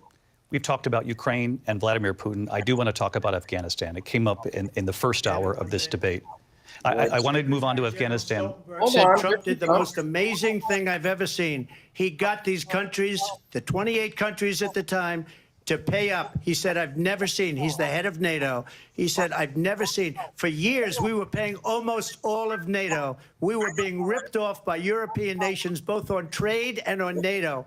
I got them to pay up by saying one of the statements you made before, if you don't pay, we're not going to protect you. President Otherwise, Trump. we would have never gotten it. He said it was one of the most incredible jobs that he's ever seen done. Thank you. I want to turn to Afghanistan. It came up in the first hour of the debate, and we witnessed a poignant moment today on Capitol Hill, honoring the soldiers who died in the chaotic withdrawal from Afghanistan. I do want to ask the Vice President, do you believe you bear any responsibility in the way that withdrawal played out?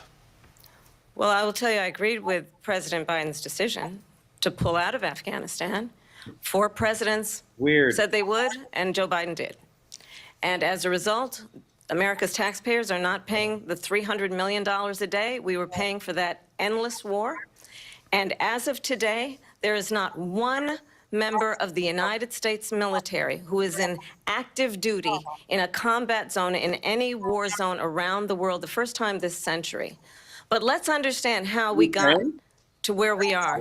Donald Trump, when he was president, negotiated one of the weakest deals you can imagine. He calls himself a deal maker. Even his national security advisor said it was a weak, terrible deal. And here's how it went down. He bypassed the Afghan government. He negotiated directly with a terrorist organization called the Taliban. The negotiation involved the Taliban getting 5,000 Taliban terrorists released. And get this, get this. And the president at the time invited the Taliban to Camp David, a place of storied significance for us as Americans, a place where we honor the importance of American diplomacy, where we invite and receive respected world leaders. And this former president, as president, invited them to Camp David because he does not, again, appreciate the role and responsibility of the President of the United States to be commander-in-chief with a level of respect. And this gets back to the point of how he has consistently disparaged and demeaned members of our military, fallen soldiers, and the work that we must do to uphold the strength and the respect of the United States of America around the world. Vice President Harris, thank you. President Trump, your response to her saying that you began the negotiations with the Taliban. So if you take a look at that period of time, the Taliban was killing our soldiers, a lot of them, with snipers. And I got involved with the Taliban because the Taliban was doing the killing. That's the fighting force within Afghanistan. They don't bother doing that because, they deal with the wrong people all the time. But I got involved. And Abdul is the head of the Taliban. He is still the head of the Taliban. And I told Abdul, don't do it anymore. You do it anymore, you're going to have problems. And he said, why do you send me a picture of my house? I said, you're going to have to figure that out, Abdul. And for 18 months, we had nobody killed. We did have an agreement negotiated by Mike Pompeo. It was a very good agreement. The reason it was good, we were getting out. We would have been out faster than them, but we wouldn't have lost the soldiers. We wouldn't have left many Americans behind, and we wouldn't have left $85 billion worth of brand new, beautiful military equipment behind. And just to finish, that makes no sense. The agreement said you have to do this, and they didn't do it. The agreement was terminated by us because they didn't do what they were supposed to do. I want to move on. And these people did the worst withdrawal, and in my opinion, the most embarrassing moment in the history of our country. And by the way, that's why Russia attacked Ukraine, because they saw how incompetent she and her boss are. President Trump, thank you. I want to move on now to race and politics in this country. Mr. President, you recently said of Vice President Harris, quote, I didn't know she was black until a number of years ago when she happened to turn black, and now she wants to be known as black. I want to ask a bigger picture question here tonight. Why do you believe it's appropriate to weigh in on the racial identity of your opponent? I don't care. Democrats won't stop talking about it, that's why. You make a big deal out of something. I couldn't care less. Whatever she wants to be is okay with me. But those were your words, so I'm asking. I don't know. I mean, all I can say is I read where she was not black, that she put out, and I'll say that. And then I read that she was black, and that's okay. Either one was okay with me. That's up to her. That's up to her. Vice President Harris, your thoughts on this? I think honestly, I think it's a tragedy that we have someone who wants to be president who has consistently, over the course of his career, attempted to use race to divide the American people. You know, I do believe that the vast majority of us know that we have so much more in common than what separates us, and we don't want this kind of approach that is just constantly trying to divide us, and especially by race. And let's remember how Donald Trump started. He was land, he owned buildings, and he was investigated because he refused to rent property to black families. Let's remember, this is the same individual who took out a full-page ad in the New York Times calling for the execution of 5 young black and Latino boys who were innocent, the Central Park 5. Took out a full-page ad calling for their execution. This is the same individual who spread birther lies about the first black president of the United States. Half black, by the way. And I think the American people want better than that, want better than this, want someone who understands, as I do, I travel our country. We see in each other a friend. We see in each other a neighbor. We don't want a leader who is constantly trying to have Americans point their fingers at each other. I meet with people all the time who tell me, can we please just have discourse about how we're going to invest in the aspirations and the ambitions and the dreams of the American people? Knowing that regardless of people's color or the language their grandmother speaks, we all have the same dreams and aspirations and want a president who invests in those, not in hate and division. We have different Vice President Harris, thank you. Lindsay? President Trump, this is now your 3rd time. This is the most divisive presidency in the history of our country. Amen. There's never been anything like it. They're destroying our country, and they come up with things like what she just said. Going back many, many years, when a lot of people, including Mayor Bloomberg, agreed with me on the Central Park 5, they admitted, they said, they pled guilty. And I said, well, if they pled guilty, they badly hurt a person, killed a person ultimately. And if they pled guilty, then they pled, we're not guilty.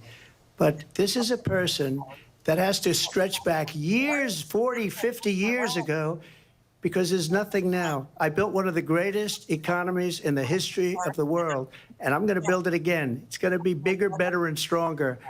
But they're destroying our economy. They have no idea what a good economy is. Their oil policies, every single policy. And remember this, she is Biden. You know, she's trying to get away from Biden. I don't know the gentleman, she says. She is Biden. The worst inflation we've ever had, a horrible economy because inflation has made it so bad, and she can't get away with that. Thank you. Your time is up, I Lindsay. want to respond to that, though. I want to just respond briefly. Clearly, I am not Joe Biden, and I am certainly not Donald Trump. And what I do offer is a new generation of leadership for our country, one who believes in what is possible, one who brings a sense of optimism about what we can do instead of always disparaging the American people. I believe in what we can do to strengthen our small businesses, which is why I have a plan. Let's talk about our plans. We know more about business than Donald Trump. And let's compare the plans. I have a plan It's still going, guys. to give startup businesses $50,000 tax deduction to pursue their ambitions, their innovation, their ideas, their hard work. I have a plan, $6,000 for young families for the first year of your child's life to help you in that most critical stage of your child's development. I have a plan. Why haven't you done it for the last 4 years? Allowing people to be able to pursue what has been fleeting in terms of the American dream by offering a help with down payment of $25,000 down payment assistance for first-time home buyers.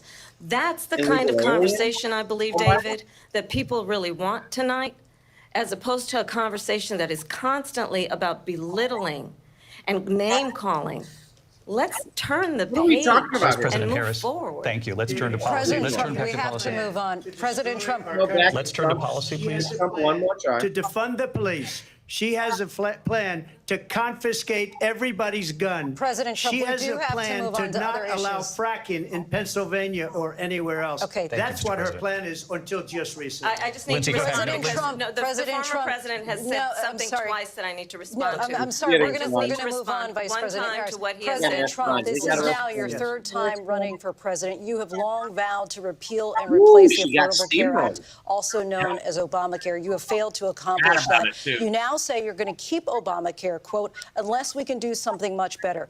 Last month, you said, quote, we're working on it. So tonight, 9 years after you first started running, do you have a plan, and can you tell us what it is? Obamacare was lousy health care, always was. It's not very good today. And what I said, that if we come up with something, and we are working on things, we're going to do it and we're going to replace it. But remember this, I inherited Obamacare because Democrats wouldn't change it. They wouldn't vote for it. They were unanimous. They wouldn't vote to change it. If they would have done that, we would have had a much better plan than Obamacare. But the Democrats came up. They wouldn't vote for it. I had a choice to make when I was president. Do I save it and make it as good as it can be, never going to be great, or do I let it rot? And I felt I had an obligation, even though politically it would have been good to just let it rot and let it go away. I decided, and I told my people, the top people, and they're very good people. I have a lot of good people in that administration. We read about the bad ones. We had some real bad ones, too, and so do they. They have really bad ones. The difference is they don't get rid of them. But let me just explain. I had a choice to make. Do I save it and make it as good as it can be, or do I let it rot? And I saved it. I did the right thing. But it's still never going to be great, and it's too expensive for people. And what we will do is we're looking at different plans. If we can come up with a plan that's going to cost our people, our population, less money and be better health care than Obamacare, then I would absolutely do it. But until then, I'd run it as good as it can be run. So just a yes or no, you still do not have a plan? I have concepts of a plan. I'm not president right now. But if we come up with something, I would only change it if we come up with something that's better and less expensive. And there are concepts and options we have to do that. And you'll be hearing about it in the not too distant future. Vice President Harris, in 2017, you supported Bernie Sanders' proposal to do away with private insurance and create a government-run healthcare system. 2 years later, you proposed a plan that included a private insurance option. What is your plan today? Well, first of all, I absolutely support, and over the last 4 years as vice president, private health care options. But what we need to do is maintain and grow the Affordable Care Act. But I'll get to that, Lindsay. I just need to respond to a previous point that the former president has made. I've made very clear my position on fracking. And then this business about taking everyone's guns away. Tim Walz and I are both gun owners. We're not taking anybody's guns away. So stop with the continuous lying about this stuff. As it relates to the Affordable Care Act, understand, just look at the history to know where people stand. When Donald Trump was president, 60 times he tried to get rid of the Affordable Care Act. 60 times. I was a senator at the time when I will never forget the early morning hours when it was up for a vote in the United States Senate. And the late, great John McCain, who you have disparaged the great McCain as being, you don't like him, you said at the time, because he got caught. He was an American hero. The late, great John McCain, I will never forget that night, walked onto the Senate floor and said, no, you don't. No, you don't. No, you don't get rid of the Affordable Care Act. You have no plan. And what the Affordable Care Act has done is eliminate. See, this is a point that Trump should have actually made during the healthcare question. He should have said, I had a plan. We were ready to implement it. John McCain, a rhino who, betrayed his party and the American people and voted against it, or we'd have that plan right now. He should have preempted this. It feels like he's missing a lot of opportunities here, which is my problem with Trump most of the time. But half of it, Mike, is that he's trying not to get in his own way. He's really being cognizant to not come off too aggressive, too abrasive, too insulting, but he's leaving some points on the table as well. It's 6 of one, half dozen of the other. I'm happy he's not Trump turned up to 11 like in Spinal Tap. Yeah. All right. ability of insurance companies to deny people with pre-existing conditions. I don't have to tell the people watching tonight, you remember what that was like? Remember when an insurance company could deny if a child had asthma, if someone was a breast cancer survivor, if a grandparent had diabetes? And thankfully, as I've been vice president and we over the last 4 years have strengthened the Affordable Care Act, we have allowed for the first time Medicare to negotiate drug prices on behalf of you, the American people. Donald Trump said he was going to allow Medicare to negotiate drug prices. He never did. We did. And now we have capped the cost of insulin at $35 a month. Since I've been vice president, we have capped the cost of prescription medication for seniors at $2,000 a year. And when I am president, we will do that for all people, understanding that the value I bring to this is that access to health care should be a right and not just a privilege of those who can afford it. And the plan has to be to strengthen the Affordable Care Act, not get rid of it. Vice Fastest President prologue Harris, thank in terms you. of where Donald Trump stands on that. I want to move to an issue that's important for a She lot made of... a mistake. Number one, John McCain fought Obamacare for 10 years. But it wasn't only him. It were all of the Democrats that kept it going. And you know what? We can do much better than Obamacare, much less money. But she won't improve private insurance for people, private medical insurance. That's another thing she doesn't want to get. People are paying privately for insurance that have worked hard and made money, and they want to have private. She wants everybody to be on government insurance where you wait 6 months for an operation that you need immediately. President Trump, thank you. We have another issue that we'd like to get to that's important for a number of Americans, in particular younger voters, and that's climate change. President Trump, with regard to the environment, you say that we have to have clean air and clean water. Vice President Harris, you call climate change an existential threat. The question to you both tonight is, what would you do to fight climate change? And Vice President Harris, we'll start with you. 1 minute for you each. Well, the former president had said that climate change is a hoax. And what we know is that it is very real. You ask anyone who lives in a state who has experienced these extreme weather occurrences, who now is either being denied home insurance or it's being jacked up. You ask anybody who has been the victim of what that means in terms of losing their home, having nowhere to go. We know that we can actually deal with this issue. The young people of America care deeply about this issue. And I am proud that as vice president over the last 4 years, we have invested $1 trillion in a clean energy economy, while we have also increased domestic gas production to historic levels. We have created over 800,000 new manufacturing jobs while I have been vice president. We have invested in clean energy to the point that we are opening up factories around the world. Donald Trump said he was going to create manufacturing jobs. He lost manufacturing jobs.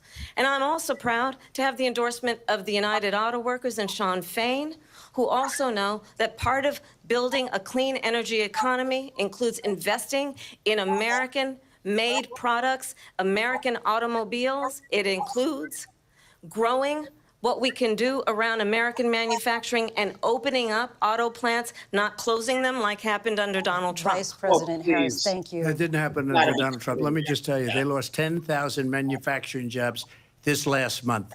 It's going, they're all leaving. They're building big auto plants in Mexico, in many cases owned by China. They're building these massive plants, and they think they're going to sell their cars into the United States because of these people. What they have given to China is unbelievable. But we're not going to let that. We'll put tariffs on those cars so they can't come into our country, because they will kill the United Auto Workers and any auto worker, whether it's in Detroit or South Carolina or any other place. What they've done to business and manufacturing in this country is horrible. We have nothing because they refuse. You know, Biden doesn't go after people because supposedly China paid him millions of dollars. He's afraid to do it. Between him and his son, they get all this money from Ukraine. They get all this money from all of these different countries. And then you wonder, why is he so loyal to this one, that one, Ukraine, China? Why is he? Why did he get $3.5 million from the mayor of Moscow's wife? Why did she pay him $3.5 million? This is a crooked administration, and they're selling our country down the tubes. President Trump, thank you. Thank you. We'll be right back with closing statements from both of our candidates. An historic night, this ABC News presidential debate from Philadelphia. Back in a moment. Wow. Okay. All right. We're a little behind. Let's fast forward. The ABC News presidential debate.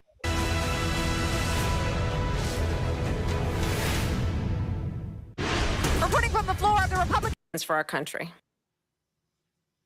I'm seeing like It doesn't get any more cutting edge than this. well, no, it's kind of even.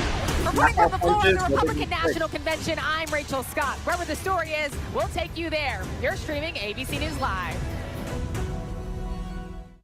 Live from the National Constitution Center in Philadelphia, Pennsylvania. Here again, David Muir and Lindsay Davis. Welcome back tonight. The time has come for closing statements, and Vice President Harris, we begin with you.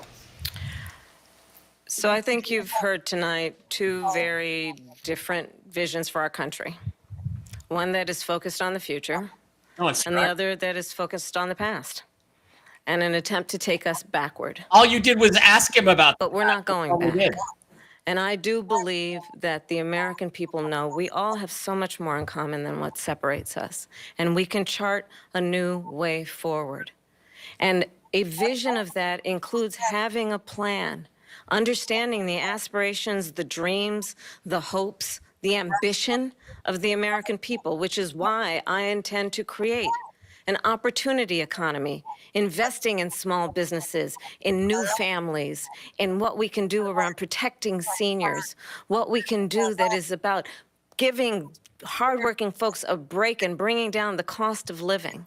I believe in what we can do together that is about sustaining America's standing in the world and ensuring that we have the respect that we so rightly deserve, including fucking wars. respecting our military and ensuring we have the most lethal fighting force in the world. I will be a president that will protect our fundamental rights and freedoms, including the right of a woman to make decisions about her own body and not have her government tell her what to do. We left our I'll weapons tell in you, I Afghanistan. started my career as a prosecutor. I was a DA, I was an attorney general, a United States senator, and now vice president. I've only had one client, the people. And I'll tell you, as a prosecutor, I never asked a victim or a witness, are you a Republican or a Democrat? The only thing I ever asked them, are you okay? And that's the kind of president we need right now. Someone who cares about you and is not putting themselves first. I intend to be a president for all Americans and focus on what we can do over the next 10 and 20 years to build back up our country by investing right now in you, the American people. Why didn't you invest Vice in it? President Harris, thank you. President Trump? So she just started by saying she's going to do this, she's going to do that, she's going to do all these wonderful things. Why hasn't she done it? She's been there for 3.5 years. They've had 3.5 years to fix the border.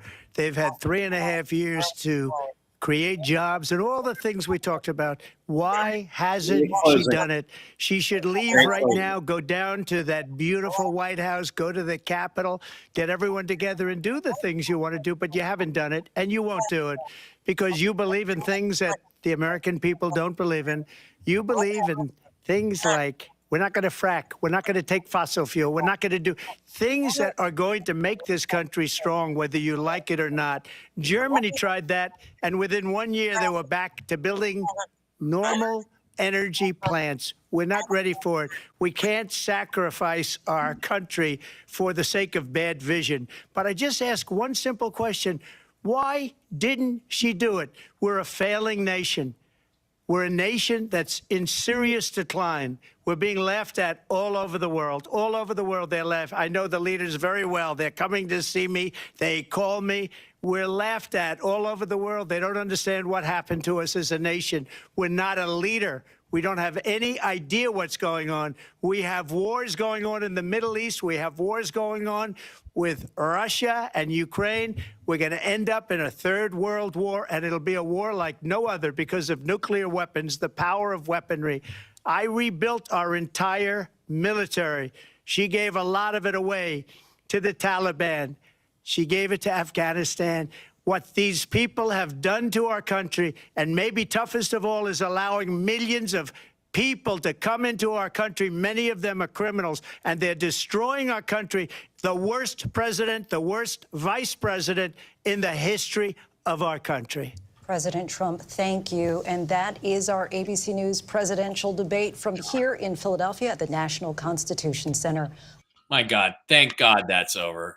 Okay, that was exhausting. That was exhausting. I want to wrap it up. For the safety of the world, Trump needs to win, although I do believe it will be fixed again. They will try to fix it. I don't know if they can this time.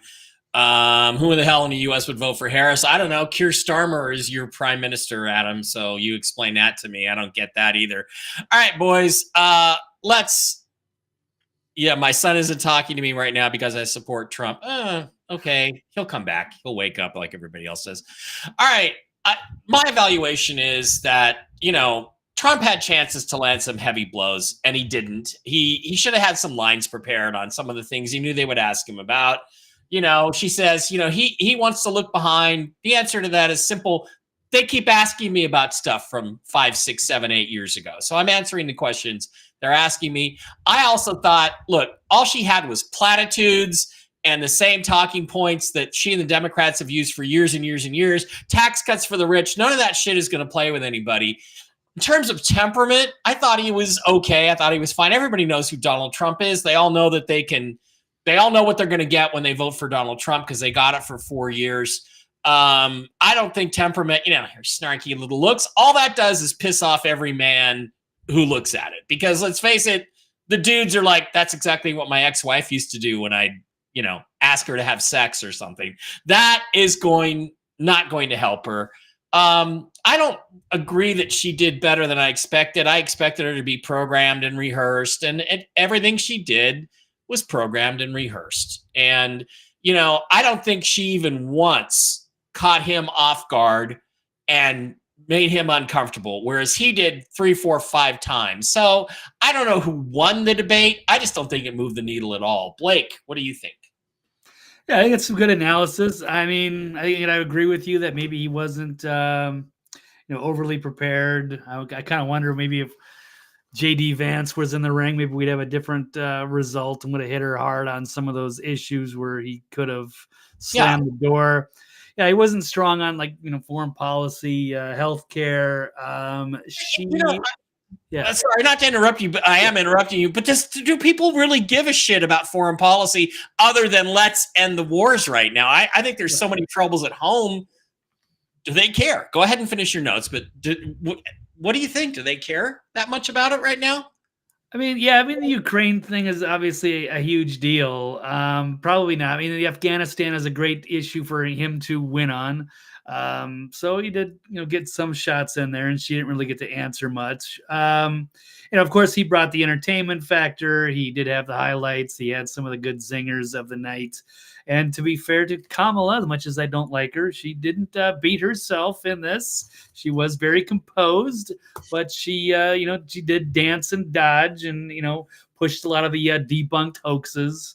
I don't believe anything she says. So, Trump is right that she's in office right now. Why isn't she doing some of the things she's talking about? So we do know what Trump was in those 4 years. So we have a sample of both. I liked my life a lot better under Trump. Don't like this under Kamala, and I don't look forward to another 4 years of this. I think that was a great point, but he should have been saying that all along. Well, you have a plan to solve this problem? What's been your plan the last 4 years? You created the problem. That's what he should have been hitting on over and over and over again. Brian, your thoughts? You're muted. Muted. Thank you. I think I'm back now. I think it was a draw, but Trump being up, like you said, Mike, 5 to 7 points. I'll call it 7 to 15 points. Trump is up by a landslide. Don't let this, it's 49-51. No, it's not. No, it's not. You didn't live through the 3.5 last years of hell. The people begging to be unburdened by the Biden situation. Kamala can't divorce herself. The eggs are scrambled. She is attached to Joe Biden forever. what we've seen in the past 3.5 years, either we want another 4 years of that, or we want to go back to what it was before COVID was unleashed on the world. And arguably, when Trump was president, things were much better for America. It was better in Gaza. Things were better in Ukraine. Things were better in Taiwan. Things were better all across the globe. I didn't see a lot of knockout punches, not a lot of great one-liners, not a lot of great moments that could be clipped and replayed tomorrow for social media purposes of, hey, check out the debate. Here are the zingers.